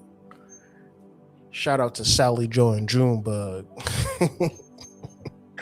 Watching live from Kentucky. Let me get to this third house tarot card though. Piece of the tribe, piece of the collective. Make sure you like the video, subscribe to the channel if you're new here, share the video with those who might benefit from content such as this. Okay, we got the King of Water, and we have the Two of Earth. So the Two of Earth represents change, and the King of Water is either a person or an aspect of yourself that is fully embodied in your emotional intention. So if a relationship is what you seek and you are looking for a particular quality, or you're looking to embody a particular quality, the ways you go through these next 2 weeks is going to either A, manifest that person, or allow you to show up as that person, to where it's that quality, you'll be so confident, right? You will be so in alignment with yourself that can't nobody knock you down a few pegs, can't nobody embarrass you, or whatever the case may be. You in this, you like, you in the mood for love and you in the mood for connections, and nobody's going to hold you back. So it's going to be a severe change when you start to incorporate the energies of self-love and the energies of speaking to yourself bigging yourself up one time, especially coming through a mental detox where you don't have any prerequisite energies of holding you down. You coming through this bitch clean and pure because you release that shit. You release that shit, right? So moving on. We are in the energy of fourth house. Fourth house being a water sign, Scorpio being a water sign. These are heightened energies for the full moon where you have to not necessarily look out, but the energy is just intensified in the water sign houses. So that would be the fourth house, the eighth house, and the 12th house. You gotta watch out now. All right. So you cannot build on what you have not cleared, right? So the first origins and foundations for the human is based upon the home experiences. And if you didn't feel safe in that home experience, 10 times out of 10 you don't feel safe in your relationship, you don't feel safe at your job, you don't feel safe in your home. And no matter how many ring cameras, assault rifles you get, bulletproof vests, things of that nature, you still don't feel safe because, in reference to the safety that you need to feel, is in reference to inner child work, it's in reference to emotional work. And you could have got this whole entire disposition before you had the time to combat it or defeat it. So it's just a part of your personality. However, when we deal with Scorpio energy, we this is energy that we could change when we're able to shift our emotional intention, right? And when we're able to shift our emotional intention, we can change any disposition within ourselves. So, of course, the main practice is to imagine how you want to feel, right? Immerse yourself in the imagination and get tied and tapped into emotional intention. Just lock in on how you want to feel. Don't lock in on, well, what if we do this? What if this happened? What if I don't make no money? What if I miss the bus? You know, don't worry. If you miss the bus, if you don't make no money, if it's a hailstorm, you still is going to get what you still going to be put in a situation to fulfill your emotional intention, right? And this is the coldest magic in the world. People will never figure you out once you master your emotions, because once you set up an emotional plan, you'll also see how many people are trying to throw you off, right? So therefore, you got to get back into the drawing board. You got to kind of separate yourself or create action plans for people that want to distort or disrupt your emotional plans for yourself. Because then you will ask the question, I don't even deserve to feel good because this person outside of me don't want me to feel good. So therefore, I shouldn't feel good because it's making them feel uncomfortable. No, no, we're not going to do that at all, right? If you do not have an emotional intention, you are just mirroring other people's emotional patterns unconsciously. If you don't know how you want to feel, you just doing things that you think you're supposed to feel. I'm supposed to feel like this because she felt like this, or I'm supposed to feel like this because he felt like this. How do you want to feel? Are you in tune with that? And ultimately, if you can't provide the vibes to yourself, why is this goddamn stranger that you matched on Hinge supposed to do all of this emotional labor? It just don't seem fair to me. Another foundation that one needs to create over this next year, working with this particular energy, is a financial foundation. If you don't have any savings, if you don't have any stable housing or any verifiable insurance, life insurance, car insurance, home insurance, things of that nature, These are vulnerable parts in your life, and you have to address it. And you can address it if you save 10% of your income for a year. Because if you've been buying quarters, just buy eighths. And the money you save from buying eighths is going to be your 10% of your income for a year. For most people, that's at least $5,000. 10% of $50,000 is 5,000. Most people make at least 50. Even if it's 20, that's at least 2,000. That's enough to get quality insurance, a down payment on insurance. But if you're able to save $5,000 to $10,000, then you got that money in the bank. You ain't got to be stressed out about, damn, if I miss a payment, I'm gonna be evicted. If you miss a payment, you just go to your savings and give yourself an extra month to find another job. But you did that. A lot of times when you didn't do that and you find yourself in a fucked up position, you like goddamn Mario. I can hear your heart crying out for me, but I don't got it. You know what I'm saying? I don't got it. You could have saved 10% of your own income and been out there. You could have been there for yourself. Imagine that shit. Imagine being there for yourself. That's a whole different level of the game for a lot of people. Okay? So the transformation of Scorpio in the fourth house is physically clearing the home of any debris, of any energy that don't fit for this next chapter. Whether if it's a new house, then everything must go, right? But if it's, new furniture, then the old couch can go. Well, hood, I ain't got enough money for a new couch. I've heard, and I don't know how true this is, but a used couch is no different than a used condom. And once I've heard that, I've never sat on the couch ever again, because I know y'all motherfuckers is freaky.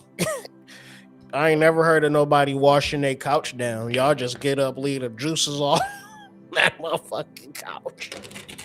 Talk about, come over, have a seat, make yourself at home. Oh no, there's too many kids in here. What you mean? I ain't got no kids. I see millions of them. I digress. The outer space reflects the inner state.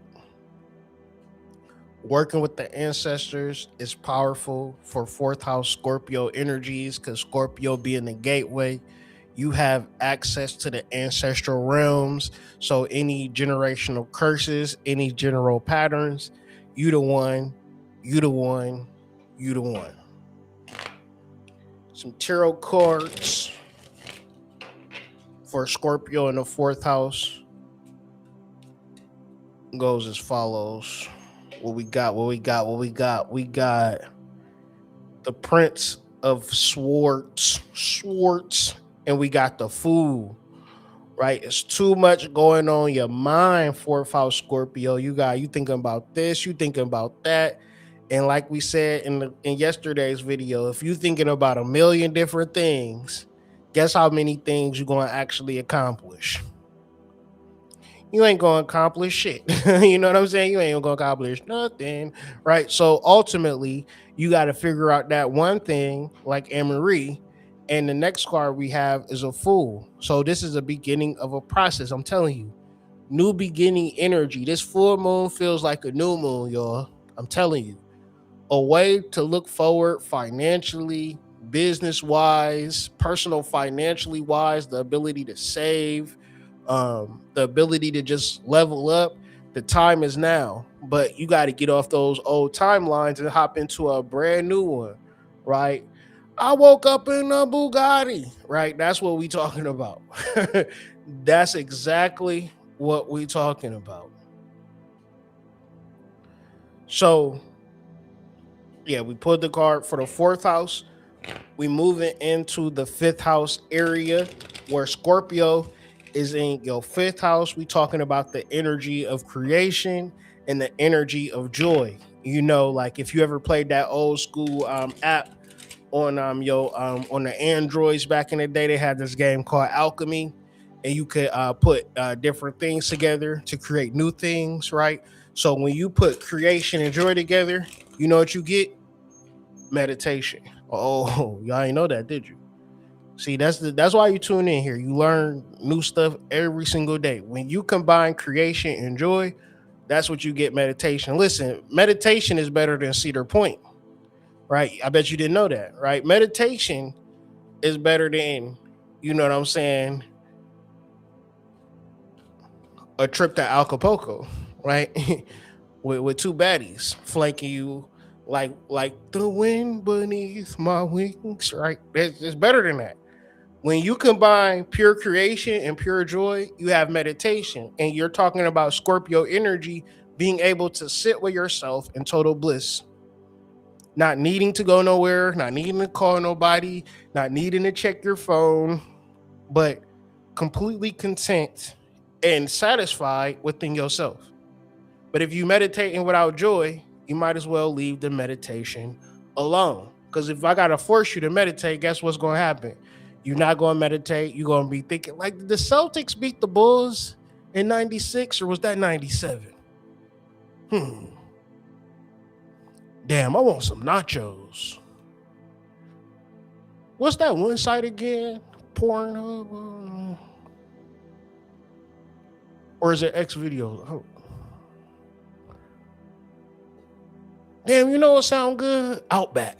Outback Steakhouse. I ain't had a blooming onion in years. You know what I'm saying? Your ass trying to meditate. Your ass like, matter of fact, man, I'm about to go to Outback. Get me a goddamn sampler platter. Nigga be alone and got some money. First thing he gonna do is go to a restaurant, sit by the bar. Let me get a Long Island.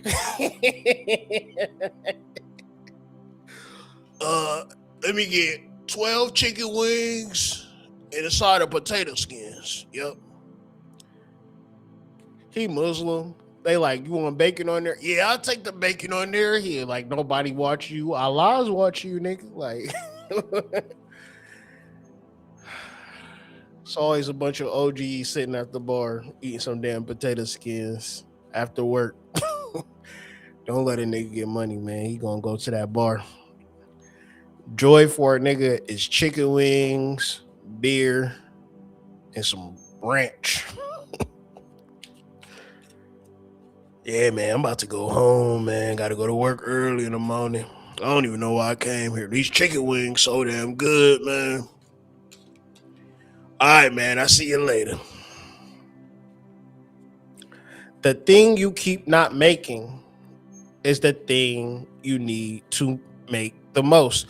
So, working with this Scorpio energy in the fifth house, sex being the particular metaphor, the metaphor then is creation. Creation leads to a child or a contract or a sponsorship or just notoriety, success, or just inner peace. Saying I had a vision within my mind and I created it.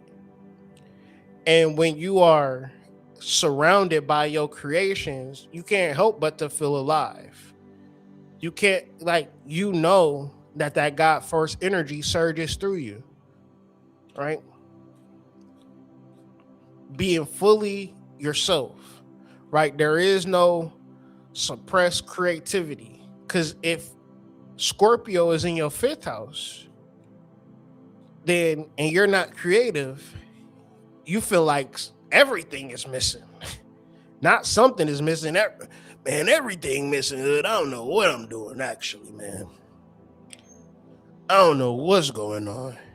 Now, if you got Scorpio in your fifth house and you got, you know, gigs lined up from New Orleans to Stockton, California, to Portland, Oregon, to Seattle, Washington, then you got a 5-day tour in Europe, with this one band from this one guy that you know that like your work, and before you say, you know, that couldn't be me, I will say it's people that live like that. It's people that make money being musicians and creatives that you'll never know. And they're millionaires and got 100 loyal fans or 1,000 loyal fans. There's billions of people. You would be surprised what 1,000 or 10,000 loyal fans could do. So when you suppress your creativity, cool, but not cool. But you know what I'm saying? I'm not going to force you to do nothing, but you actively got to really realize, like, damn, maybe if I put my best foot forward, I could change, I could transform my life. When we talking about the Scorpio energy, we talking about the ability to do magic. And if you looking at this thing like, yeah, I don't know, I got low self-esteem, then you gonna be on the outside looking in. The practice then would be 20 minutes daily or more, just making something with no audience, no particular goal to tour Europe yet. Hood said if I start practicing this guitar, I could be a touring musician by next week. Hood, I got the guitar. Jimi Hendrix, here I come. Like, bro, give it a couple years.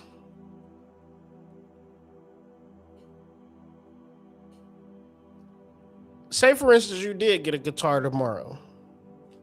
Your whole swag and aura going to change in the next 2 days. You're going to be walking around this bitch with cowboy hats, form fitting jeans and shit. Like, look at damn Elroy. Yesterday, he had on a white tee and Jabot jeans and some goddamn Reebok classics. Now he walking around here with slim fitting jeans with a damn belt buckle on, with a damn flannel shirt with a goddamn top 6 buttons unbuttoned and shit. Like, who he think he is? Walking around with a guitar case, talking about he a traveling man. Like, what the hell, Elroy? Last week you was trying to be Gucci Mane, talking about she was a very freaky girl. What happened to that, Elroy? Who is you, Post Malone? Like, what's going on?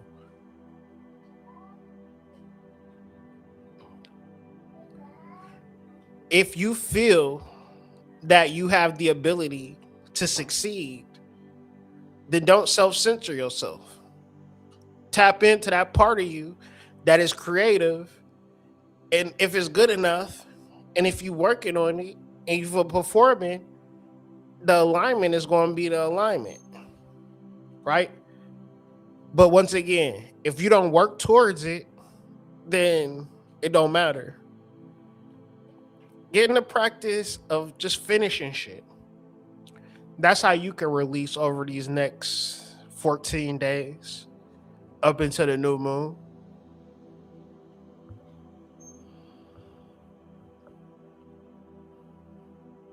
So moving on, well, before we move on, I almost be forgetting. I gotta keep me together, family. Peace to the tribe, peace to the collective. We doing full moon through the houses this evening.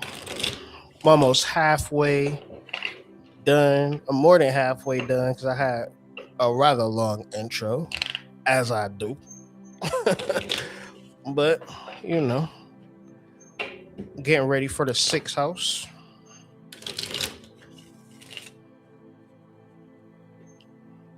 So the tarot cards for Scorpio in the 5th house are as follows. We have the punishment with the King of Swords. So this reading is saying you're already there, but you keep chastising yourself, acting as if you got to continue to get there. Meaning you got the skills, you got the capabilities, you got the talent, but the thought space of who you are and what you could do, maybe you failed a time or two or three or four, whatever the case may be. But ultimately, when you get to the mindset that that's exactly what you needed to get to where you are today, then you will self-realize. So being in a space of creation is also being in a space where I can make a song about having my heart broke and it still be a positive expression. Right? I can make a painting about being depressed because maybe I am depressed. Right? But I share that and it's like connecting to people at a deeper emotional level. I could be going through some grief in reference to, somebody close to me and write a poem and share it and it heal people. In a variety of different ways, I can circle through my Scorpio negative emotions and cultivate those negative emotions into positive attributes. And this is the scorpionic alchemical transformation thing that people are usually talking about.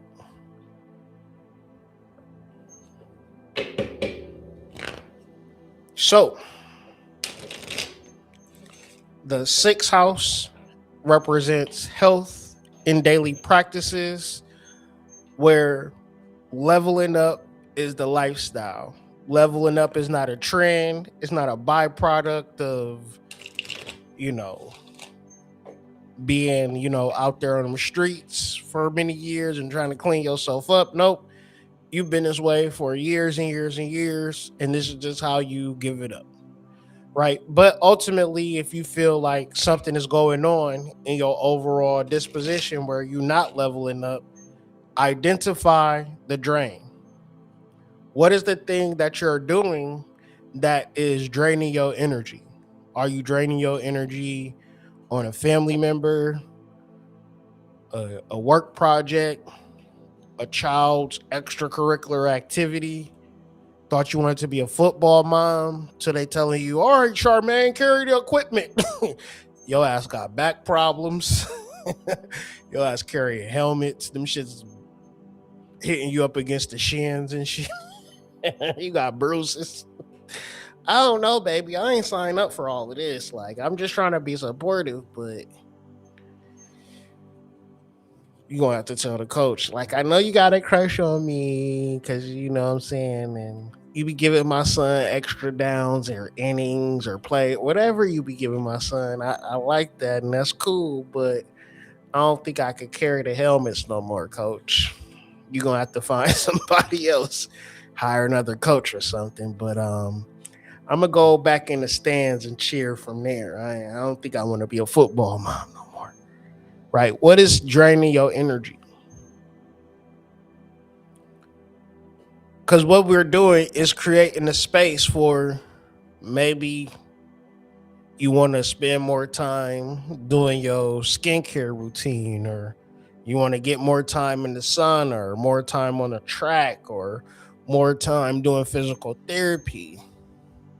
And your son like, Mom, can you come to my football game? I love you being there. You know what I'm saying? This nigga 7. Them niggas just running around for 5 hours and shit. You like, man, I really wish I was getting a massage right now, but I love you. Go Elroy Jr. You might have to call that nigga like, Elroy. I know we ain't talked in 5 years, but Elroy, he in football. He needs support. And I was thinking, like, since you play football, you should take him to practice and carry the helmet.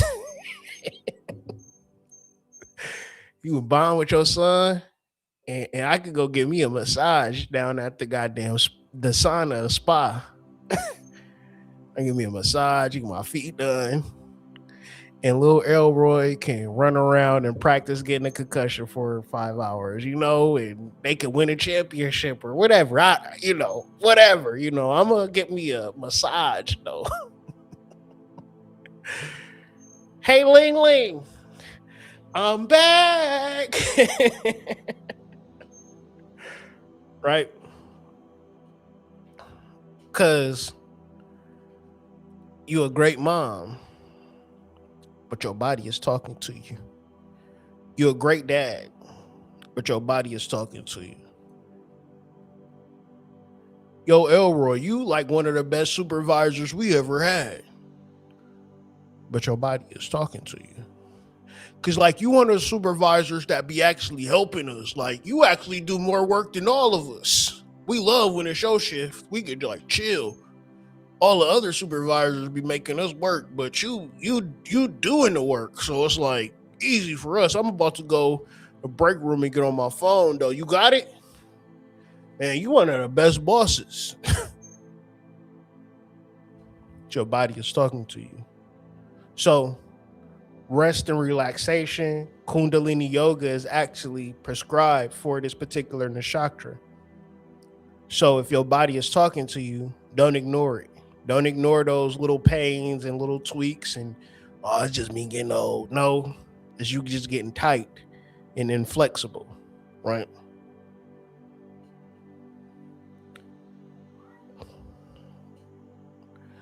In this economy, 2026 economy, Scorpio is in your sixth house. It's not going to hurt you to build that skill over these next couple of years. Whether it's AI, programming, Python, you know what I'm saying? Plumbing, HVAC, electrician. You can Google a bunch of skills that AI can't replace and things of that nature. And it's YouTube courses, free courses, library, paid courses. Some of y'all balling, right? I know some of y'all balling because I be seeing y'all on Instagram balling. Um, I ain't even know that was a country. Where is that at? Uzbekistan. Damn, it's beautiful out there. You got money, don't you? Name one thing that's leaving the daily routine, because the sixth house, it rules routines and how you approach your daily life, right? And ultimately, we can have things that disrupt or distort that daily process. And if we do it for long enough, it distorts our life. So ultimately, it starts with what we're doing every day: dietary, health consciousness, or even lack of health consciousness, right? And then how do we move and change that moving forward? Because getting into the timing of the energy, getting into the aesthetic of the energy, boy, you just feel so much better and so much aligned and more trusting of the process more than people's instability or fear because they don't have a process. So the sixth house rules your daily routines, habits, physical well-beings. It represents a preventative approach to health, digestion, and the body's natural purification system. So overall disposition for the sixth house in Scorpio is going to be detoxing the body, water fast over these next 14 days, increasing your water intake, diet, of course, things of that nature. Master this sixth house energy. So when you tap into your scorpionic spiritual processes, your body, mind, soul is clear and ready to engage.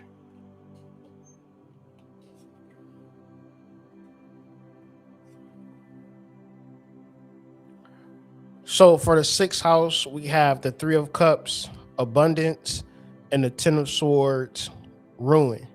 So ultimately, as I've stated earlier, getting rid of the things that are distracting you, that are holding you up, is going to be a key marking point to your abundance, right? So less is more.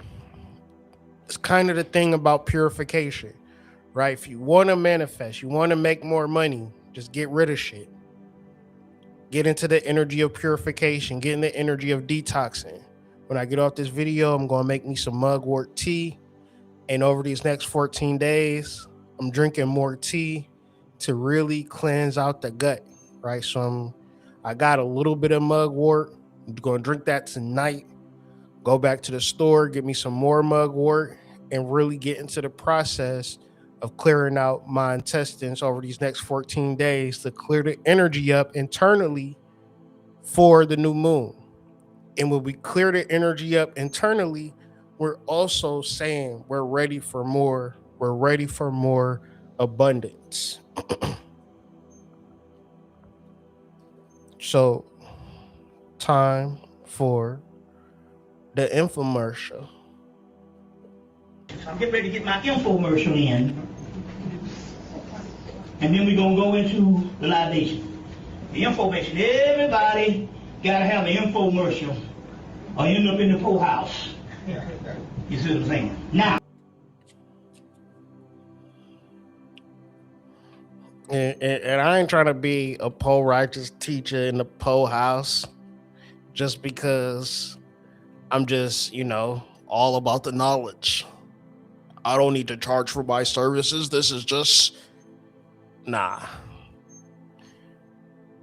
Got 27 kids, man. 27, right? So, man, as stated earlier in previous videos, man, we got spiritual books on Amazon. Y'all been showing out and showing up on the site. I appreciate y'all, man. I got this payout for this last month, man. Y'all making sure a nigga don't go to the po house, man. I appreciate y'all for y'all reviews. Appreciate y'all for y'all purchases, man. Go to Amazon.com right now. Search Kyrie Anthony, or the link is in the description. Tap into my spiritual books, right? Got my latest and greatest books, but I'm telling y'all, I'm working on a brand new smoker, right? And that's called Understanding Astrology. You might be like, damn, you working on a book? Man, I would love to get a sneak peek of that book. And I would say, don't you worry, my friend. You could join the Substack and you could get a sneak peek on every page of the book before it come out for damn near free, right? It's going to be some parts of the book that's going to be premium, but most of it is going to be free. And if you want to be clued into this new book without buying a book for free, join the Substack. We also have the White Rabbit psychedelic newsletter. Link is in the description. Every week we drop in volumes, giving y'all recipes, concoctions, studies, things that the mainstream media is not going to talk about. Did y'all know Trump just signed the new psychedelic bill? Well, join the White Rabbit psychedelic newsletter and you'll get all of the details. That's what I'm working on in the next episode. So if you're interested in that and things like it, be sure to join the White Rabbit psychedelic Substack newsletter. You know how we get down. And of course, health is wealth. Botanicals, I got a meeting on Monday. Got a new powerful product. This guy been making these products for the past 60 years. Right, he's going out of business. He said, Hood, Kyrie Hood, whatever they call you, I'm gonna sell you this business because I see your work and I like your work and I want you to continue. I'm giving up the game. I'm leaving it to you. More details to come, I promise. But ladies, if your man get a hold of these products, you ain't gonna want him to leave the house, okay? I'm talking about SPLACVELLIE,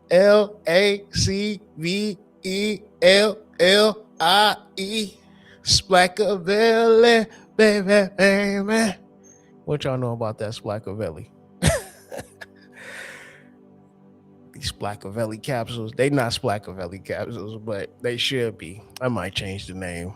Anyways, man, Health is Wealth Botanicals is where it's going to be at. Make sure y'all check it out. It's going down. It's going down, man. Thanks for all of y'all support. I can't say it enough because the sport is just so damn real. If you want to give a one-time tax-free donation, be sure to visit Cash App Hood Mystic 38. $2, $20, $200, $200,000.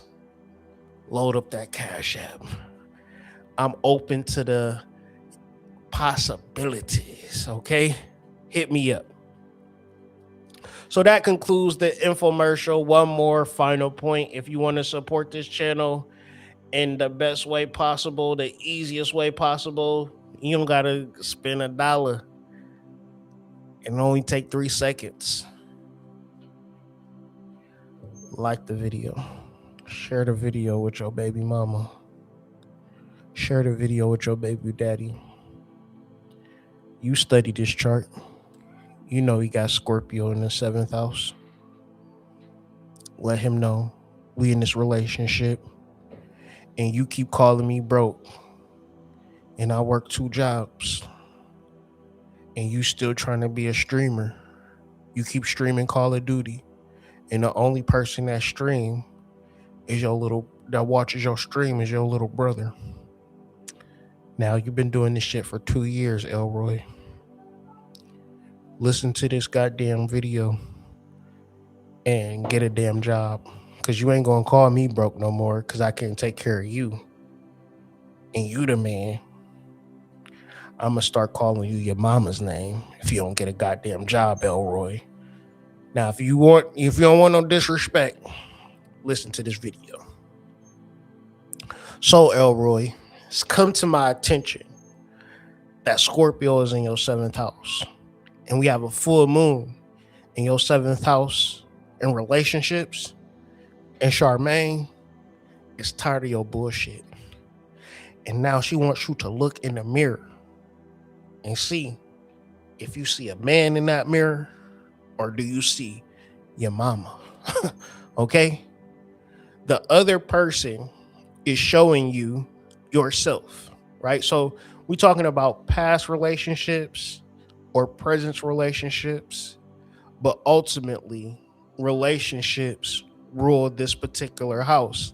And if you have Scorpio in your 7th house, of course you're looking for something deeper, something that is spiritual. But Scorpio, I don't mean no disrespect when I say this, but Scorpio is the sign of the hoes. I don't mean no disrespect either, right? Some of my best friends is hoes. Ain't that what the racist people say? I digress. Anyways, so the thing about a hoe, or the archetype of a hoe, is that in essence, a hoe can be with anybody that got the money. The art to it, though, is that the guy don't know she a hoe. The guy just think he got a good girl. The guy think he done lucked up, right? Whole time she a hoe and she lying to him, but he don't know. So they say you can't turn a hoe into a housewife, but all the hoes that I went to high school with is housewives. So I don't know. I don't know. Okay. I just don't know. Anyways, what you most admire in a partner reflects your unlived potential. And what most irritates you is what you have disowned in yourself.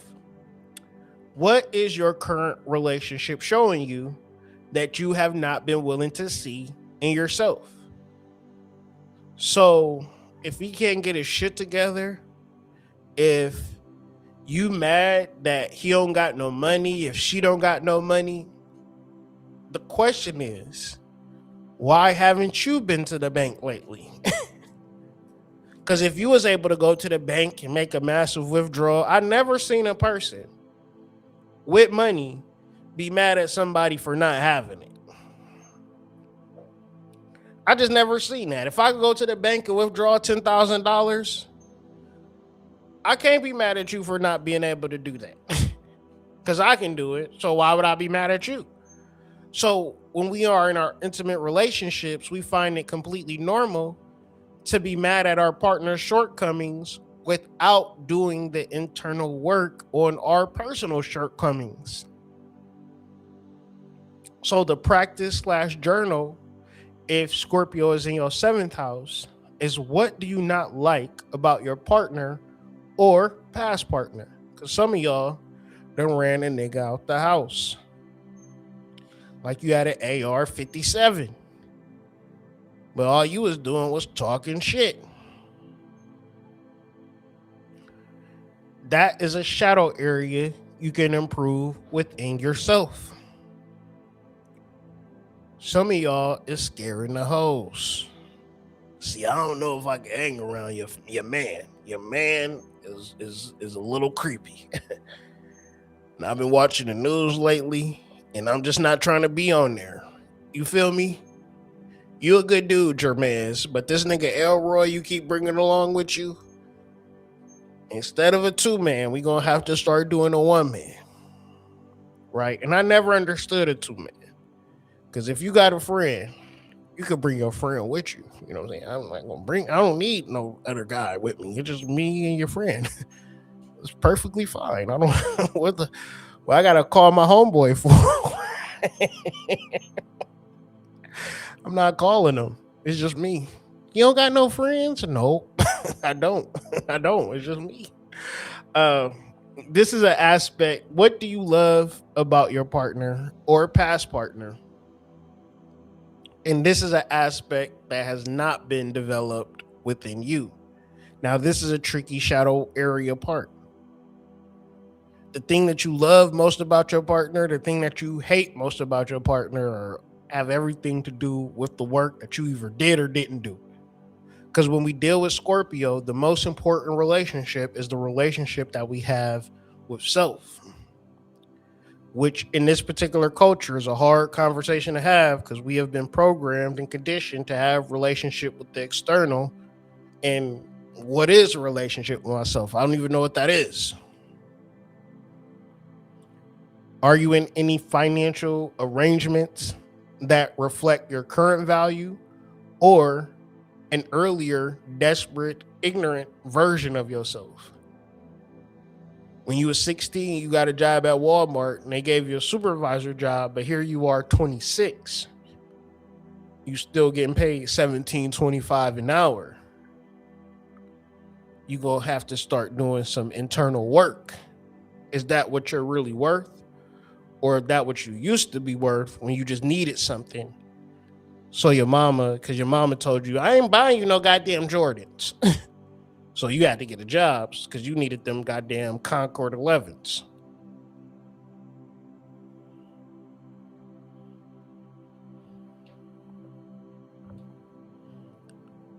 So ultimately, very naturally, we're releasing any relationship roles that you just felt compelled into without coming to a relationship with yourself to say, you know what? That's not something that I agree with. That's not something that I can do. That's not something that I am going to do. Right. And if you're in a relationship and you have Scorpio in the 7th house, you either do a lot of projection or you experience a lot of projection and you may not know what it is. Projection in relationships occur when you unconsciously transfer your own uncomfortable feelings, fears, or unacknowledged traits onto your partner. So this is something that you got to actively sit with within yourself and come to a particular realization. If Scorpio is in your 8th house, this is the most activated house of this full moon because it's the home house. And we're dealing with depth. We're also dealing with acquisitions and mergers and the depths of the abyss, right? So the first level of this, the first primer of this is learning to accept yourself. When you accept yourself, this is the prerequisite for being accepted by others. It's not the other way around. It's not once I get accepted by others, I'll learn to accept myself because you'll just get lost. If you feel that parts of you are not acceptable, then you won't show it. And if you don't show it, the more you don't show the authentic version of yourself, the more shadow you create. So you can be in a perfect situation, a great situation, but hold things back and never be able to establish clarity, which the older you get, you'll reflect on times where it was good, but you just forgot about it. Right. And ultimately, what we're discussing is deep work, deep study. So when we talk about eighth house, ninth house, 10th house, 11th house, 12th house, we get into the depths. The depths are below the surface. So below the surface, our only way to navigate below the surface is through emotional regulation. Like Tupac said, you might see some stuff that's going to make it hard for you to smile. You can't then give up because things aren't happening the way you think they're supposed to happen. It's not about what you want to happen because you are initiated. You are new to this. You are inexperienced. However, it is the study that grows you. And ultimately, if you bored, can't figure it out, you got to keep searching. When you find that thing that's like, this feels good, that's where you're supposed to be at. And that's where you're going to get deeper at, right? So get deep into your study and get to a point where it makes sense in your mind or your heart. The financial part to this particular house is working with debt, working with credit, understanding loans, business credit, LLCs, S corps, protecting your personal, your business, understanding grants, 501c3, understanding for profit. And what all of these things are that I just listed were informational hubs of knowledge that can be learned or mastered, right? And once again, it's people out there that live based upon knowledge of financial systems, right? And then it's people that work every day getting $10 an hour, $15 an hour, whatever the case may be, having to pay $2,000 in rent and needing to work to pay the rent and robbing Peter to pay Paul. And then you might have Scorpio in your eighth house, and it could be you learning the credit system. It could be you learning how to write grants. And then all of a sudden, you writing grants and shit, right? And you got money and you don't got a job. You got a business that's successful and you don't got a job. If Scorpio is in your eighth house, you don't have to work for every dollar that you make. You can actually learn a financial skill.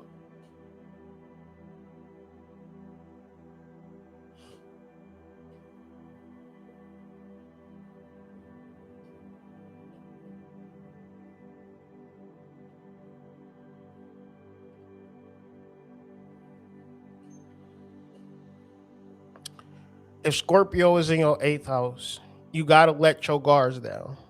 Your guards have kept you safe, but they also have kept you alone. Let the world see you. And if you let the world see you in your true authentic form, this is actually spiritual practice, right?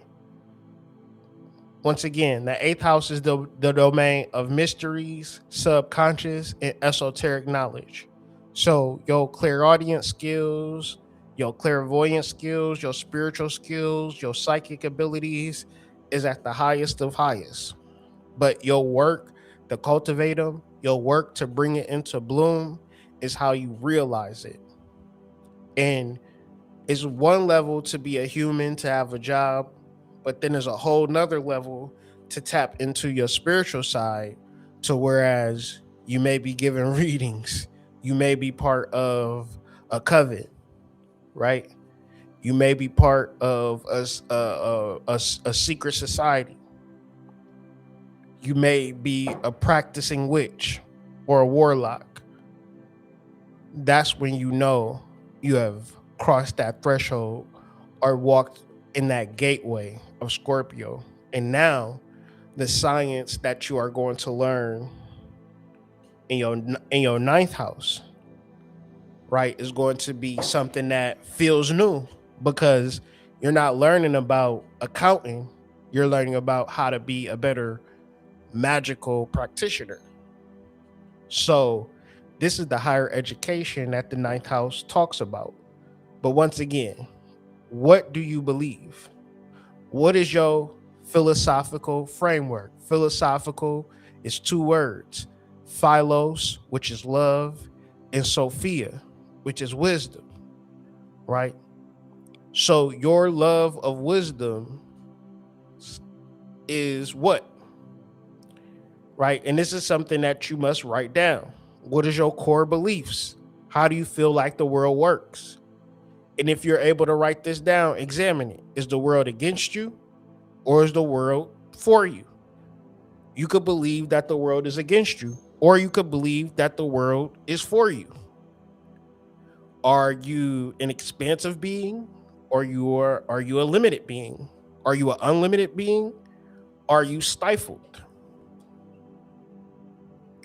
Knowledge, publishing, teaching, and wisdom.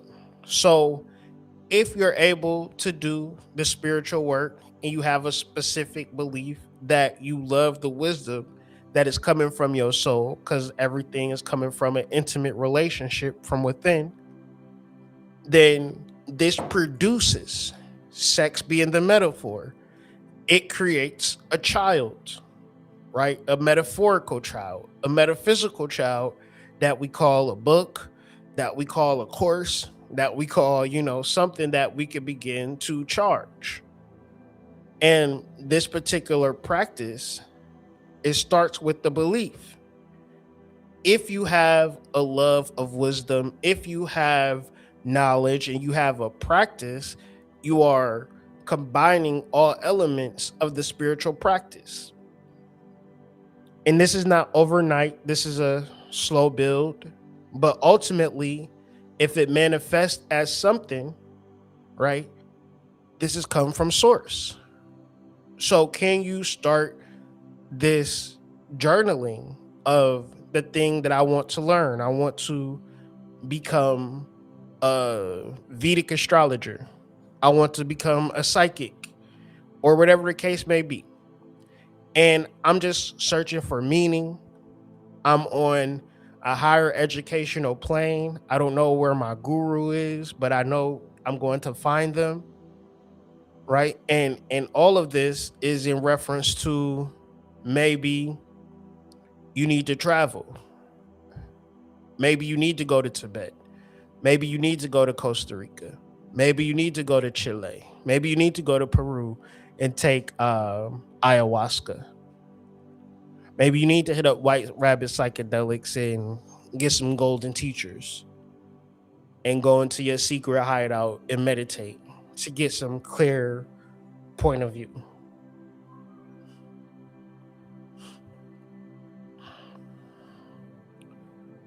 So if Scorpio is in your 10th house, this is the real work, is the great work.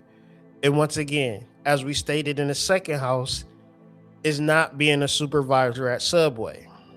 No shade. The real work is in reference to your purpose, right? Purpose eliminates boredom. And the work that is genuinely yours is going, like in the 5th house, is going to create a quality of being alive that has nothing to do with if you employee of the month, right? You doing everything that your bosses want you to do doesn't necessarily make you feel alive more than it might make you feel like a good soldier. But if you're able to find the work that elicits purpose, then that is the great work. That is your magnum opus. So this is a question that you have to sit with yourself with. Scorpio, an intimate relationship with the soul. And you have to ask yourself, the work that I'm actually here to do is fill in the blank. Ask yourself this for the next 14 days. Get a clear and concise viewpoint that you can enter into the new moon as a new moon intention.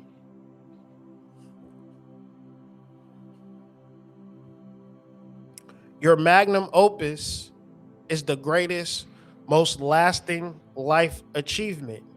And this is reflected in your 10th house.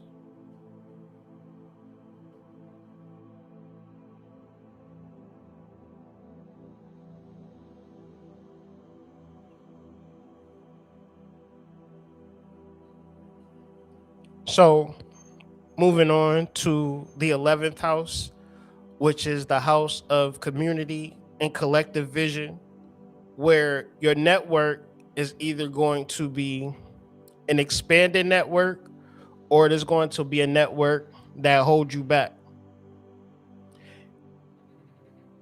The first pillar of this particular conversation is that of true belonging. And you should know this by now, but maybe you don't. If you want to connect to others, the best thing to do first is to connect to yourself. Because if you connect to others without connecting to yourself, it's easy to get lost through the affiliation. And that's actually a sickness, which a diagnosis is being laid before you. If you know everything it is about your community, but don't know shit about yourself, that's the diagnosis. That means you're separated from your gnosis. To come to gnosis, to come to spiritual knowledge, you have to come to terms with who you are completely. And who you are completely is the human intimately connecting with the spiritual. And we call this meditation. But meditation is a alchemical formula of creativity and joy, meaning doing something that you love in a practical, pragmatical way. It elicits what is called a flow state. And the flow state is no different from active meditation. If you love playing basketball and you get into a zone, you're meditating on making the shot, but at the same time, everybody else could be focused on how loud the crowd is, but you tuned the crowd out because you're in tune with self. When we think about the Sabian symbol of children playing around, we can also view this as the community. So if you do have a professional community or a community nonetheless, maybe invite them to some laser tag. Maybe invite them to some disc golf. Another cool shit that I've been seeing the people do is get your tribe together and play some damn kickball. It's gonna be lit, right? It's all about play, right? Play is the way, okay? We all sitting here getting all serious, or we spending all this money at the restaurant when really we could do something much more engaging, much more challenging, much more fun. And this is going to open up the network, right? Every Saturday, y'all playing kickball throughout the summer. When it comes back to school time, right, y'all gonna have a much stronger bond and a much stronger relational pull. Because Scorpio being in the 11th house is all about your relational network. So 10 times out of 10, you have a relational network, but you ain't reached out to nobody. So find 3 people over these next 14 days and just call them. Hey, girl, what you doing? Nothing, girl. What you want? Oh, nothing. I'm just calling to talk to your ass. What you been doing? I don't know. Every time you call me, you be asking me for $50, so I ain't have it. So I was just, no, I don't want $50. I just wanted to say, hey. Well, hey, you know what I'm saying? Just communicate, right? And this is a good way to do what? Release, audit your circles. You calling people having conversations, they ain't got shit to say. You ain't got shit to say. At the end of the conversation, you might say, well, why is we even friends? Girl, I don't even know. I don't even like you. Girl, I don't like you either. Hey, how about I put you on a block list? Girl, you was already blocked. All right, then, I'll see you later. you got one less energy blocking you from your destiny. Imagine a Scorpio in the 11th house priding themselves on a huge network, and half of the motherfuckers is praying on your downfall. Right? You would be so surprised how better your life get when you start getting rid of people who never wanted better for you in the first place. And last but not least, we have the 12th house. We have, and what I said earlier, the 4th house, 8th house, and 12th house is where this full moon hits the deepest, right? Shout out to what's my girl's name, man? The first cut is the deepest. Baby, I tried to love again, but I know. You don't know about that, do y'all? I gotta see what that is. Hold on.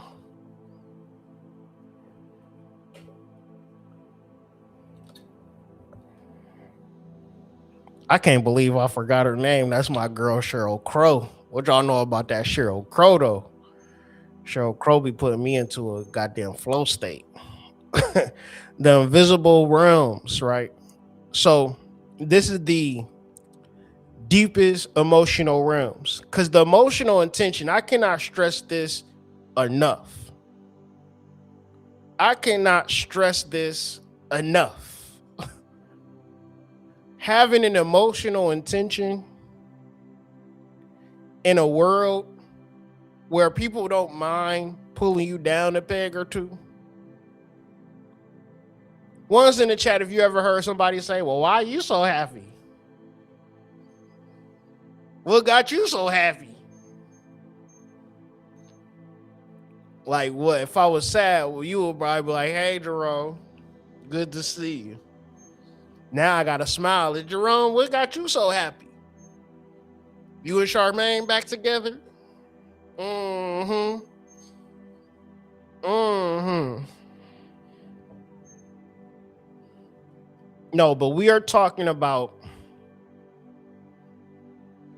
the deepest work is having a solidified emotional callous disposition. Do you know how unstoppable you would be?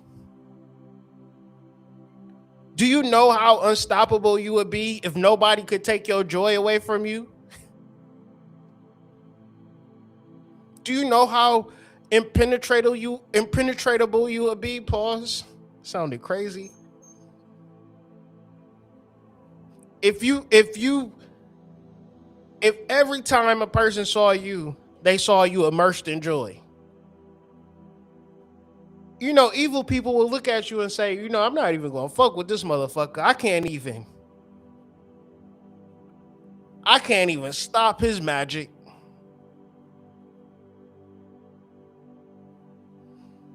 I tell you, this is the deepest, most powerful work that you could ever do. To be in this earth, in this treacherous, vicious, gruesome, diabolical plane of existence, and say, nothing is going to steal my joy. Nothing. Because the relationship I have with myself has solidified my joy. The ability to get into a blissful state through yoga, to breathe into my body, to root lock, to activate my root and sacral chakra, and have a feeling that an orgasm, it just feel like child's play. To have my whole body vibrating at a level where I'm just feeling like I'm about to just float outside of my fucking body, because my body just feels so fucking good. And then I gotta deal with a person say I ain't shit or I don't give a fuck. Listen, it doesn't even matter. Okay? I'ma just do me. You just do you, and I'ma do me. I'ma do me. Because when you do the deep work, when you do the meditation work, this is the work that you do that is called self-integrity or integrity nonetheless. This is the work that you do when nobody is watching. And when you come through with that energy, people is not really prepared for it because the expectation is people are looking for external gratification, and this is the ways of manipulating and taking advantage of people. And once you not that way, but you got Scorpio in your 12th house, do you know how powerful you are? You can use this waning moon to illuminate what has been living in the unconscious around self-worth that has never been brought to the light. You can sit with yourself till you figure it out, till it start to make sense, till the cobwebs start moving out, till the webs of confusion start untangling within you, till you get to a point of clarity within yourself. You are not going to find clarity in the material realms. You could be so beautiful, so privileged, and get all the material items known to man. But when it comes to sitting with your motherfucking self, your motherfucking ass got ants in your pants. You start doing the James Brown dance. Like, girl, we was doing the meditation circle. You start motherfucking doing the fucking Harlem Shake. Start Millie rocking. It's goddamn meditation music on. You like, well, turn that Future up. I'm trying to get crunk in this thing. Girl, we having a meditation circle. What's up with you? I don't know. I can't sit down. I'm gonna just leave. I'll see you later, Charmaine, at the club. We talking about solitude. Learning or relearning how to sit with yourself, because it was a point in time when you was in college and you was reading those self-help books before you met that one dude that gave you those ants in your pants. Before you met that one girl that knew them tricks and double dips with the flip. Got you calling your bank like, can I wire money to an account number? And then what you doing wiring money, brother? She did that double flip trip dip? Oh, okay. I get it. She did that flip trip dip. She did the handstand, but she was on her knees at the same time, right? Had her legs folded like origami. Yeah. So yeah, you could definitely wire transfer to that account. It's actually 15 wire transfer to that account today, brother. You will be number 16. That double flip trip dip is a motherfucker, brother. I know. Okay.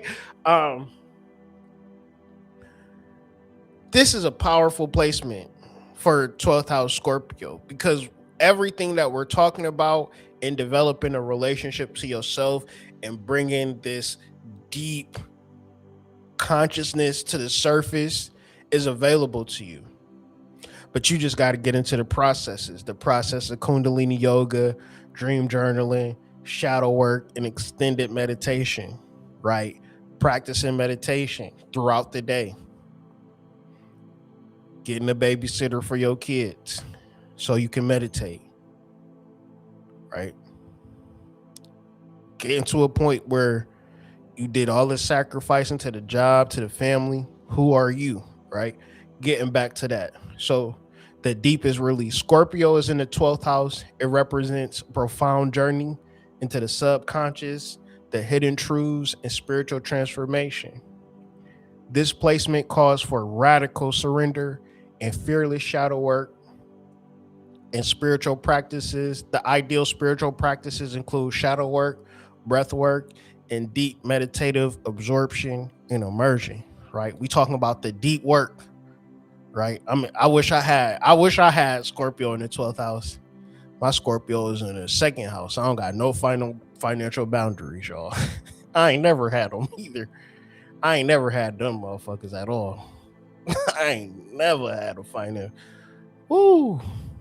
All right, y'all. So that has been Scorpio through the houses. Just want to give y'all a quick little waning moon framework over these next 14 days, okay?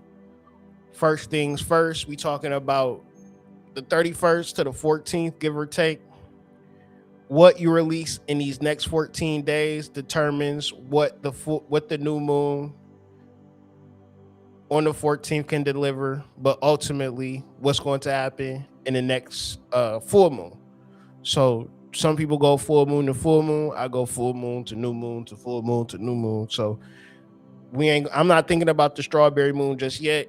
More getting ready for this new moon. So what can I release to prepare for this particular new moon? And utilizing the two planetary energies being Saturn and Mars. Saturn is going to give you the long view, the discipline, the structure, the slow build. And Mars is going to give you the focus, the action, and the willingness to cut motherfuckers off that's not on your particular program. Together, they produce a double-edged sword of patient and preciseness, discipline and active. Being able to balance through patience and tolerance is the way to get things done. If you think you're going to meditate tonight and get all of the answers, it's not even, that's not real.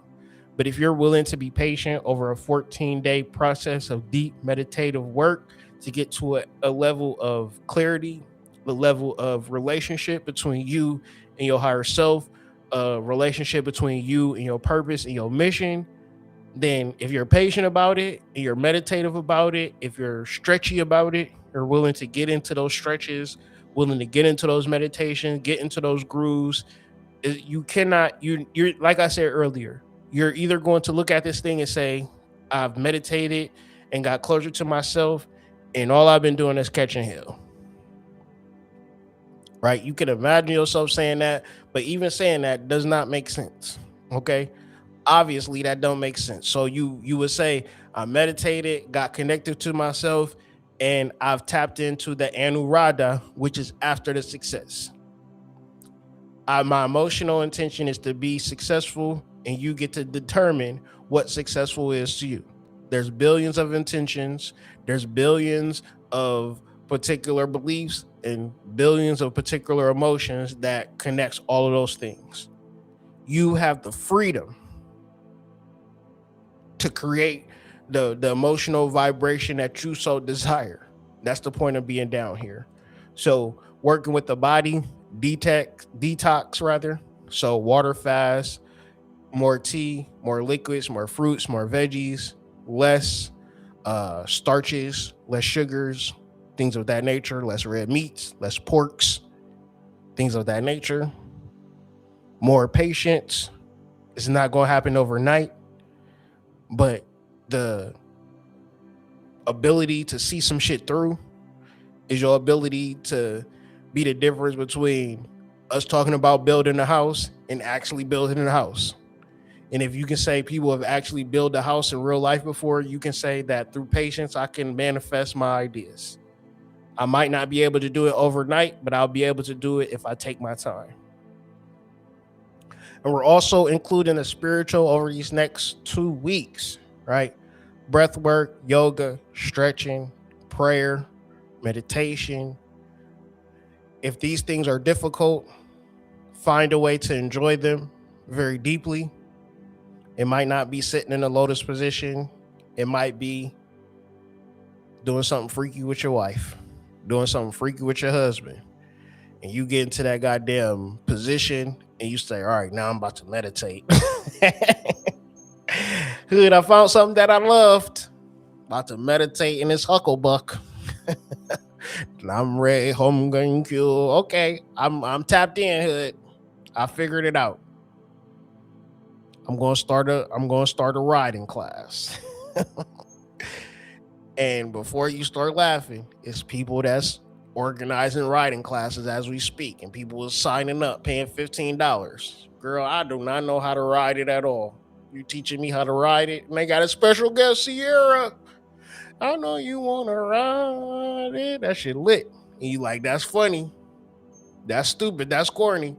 Somebody made $1 million teaching girls how to ride it. And their name ain't Sierra. So I digress or progress depending on how you want to look at this. Release that shit. Okay. Whatever you holding on to, whatever stress you holding on to. Hey, we leveling up at a different level. Think about the first time you heard Brother Panic and Bobby Hemmett, and you said, you know what? I believe I can fly. Okay? Your ass started changing shit in your life because of this spiritual shit. We back in that particular energy. You just got to start believing it. And if you holding on to your doubts and fears and the COVID and the 2020 and all that shit, release that shit. It's 2026 and niggas to this day talking about, you know, the reason why my kid can't read because when they was in COVID, they had to do the homeschool. And that really fucked them up. They don't know how to spell egg because of COVID. No, they don't know how to spell egg because you don't want to teach them how to read. Right? It ain't got shit to do with COVID. Release that shit. Okay? We about to learn how to spell egg today, little Elroy Jr. E-G-G. Okay? Prepare. What are you making room for? If you prepare for your new moon and set your new moon intention, you cannot say my life didn't change. But if you didn't prepare for a new moon and you just set an intention, you didn't clear no space for that intention to manifest. So working with your body, detoxing, being patient, doing spiritual work, releasing the things as they rise up. Oh, I don't want to hold on to this. I'm going to release that shit. And once again, man, if you find yourself in a vulnerable position, y'all, all you got to do, go to your Spotify. I'm going to be right under Drake. Right under Drake. It's going to be Drake, Hood Mystic. Play this, man. Play this in your speakers. Yo.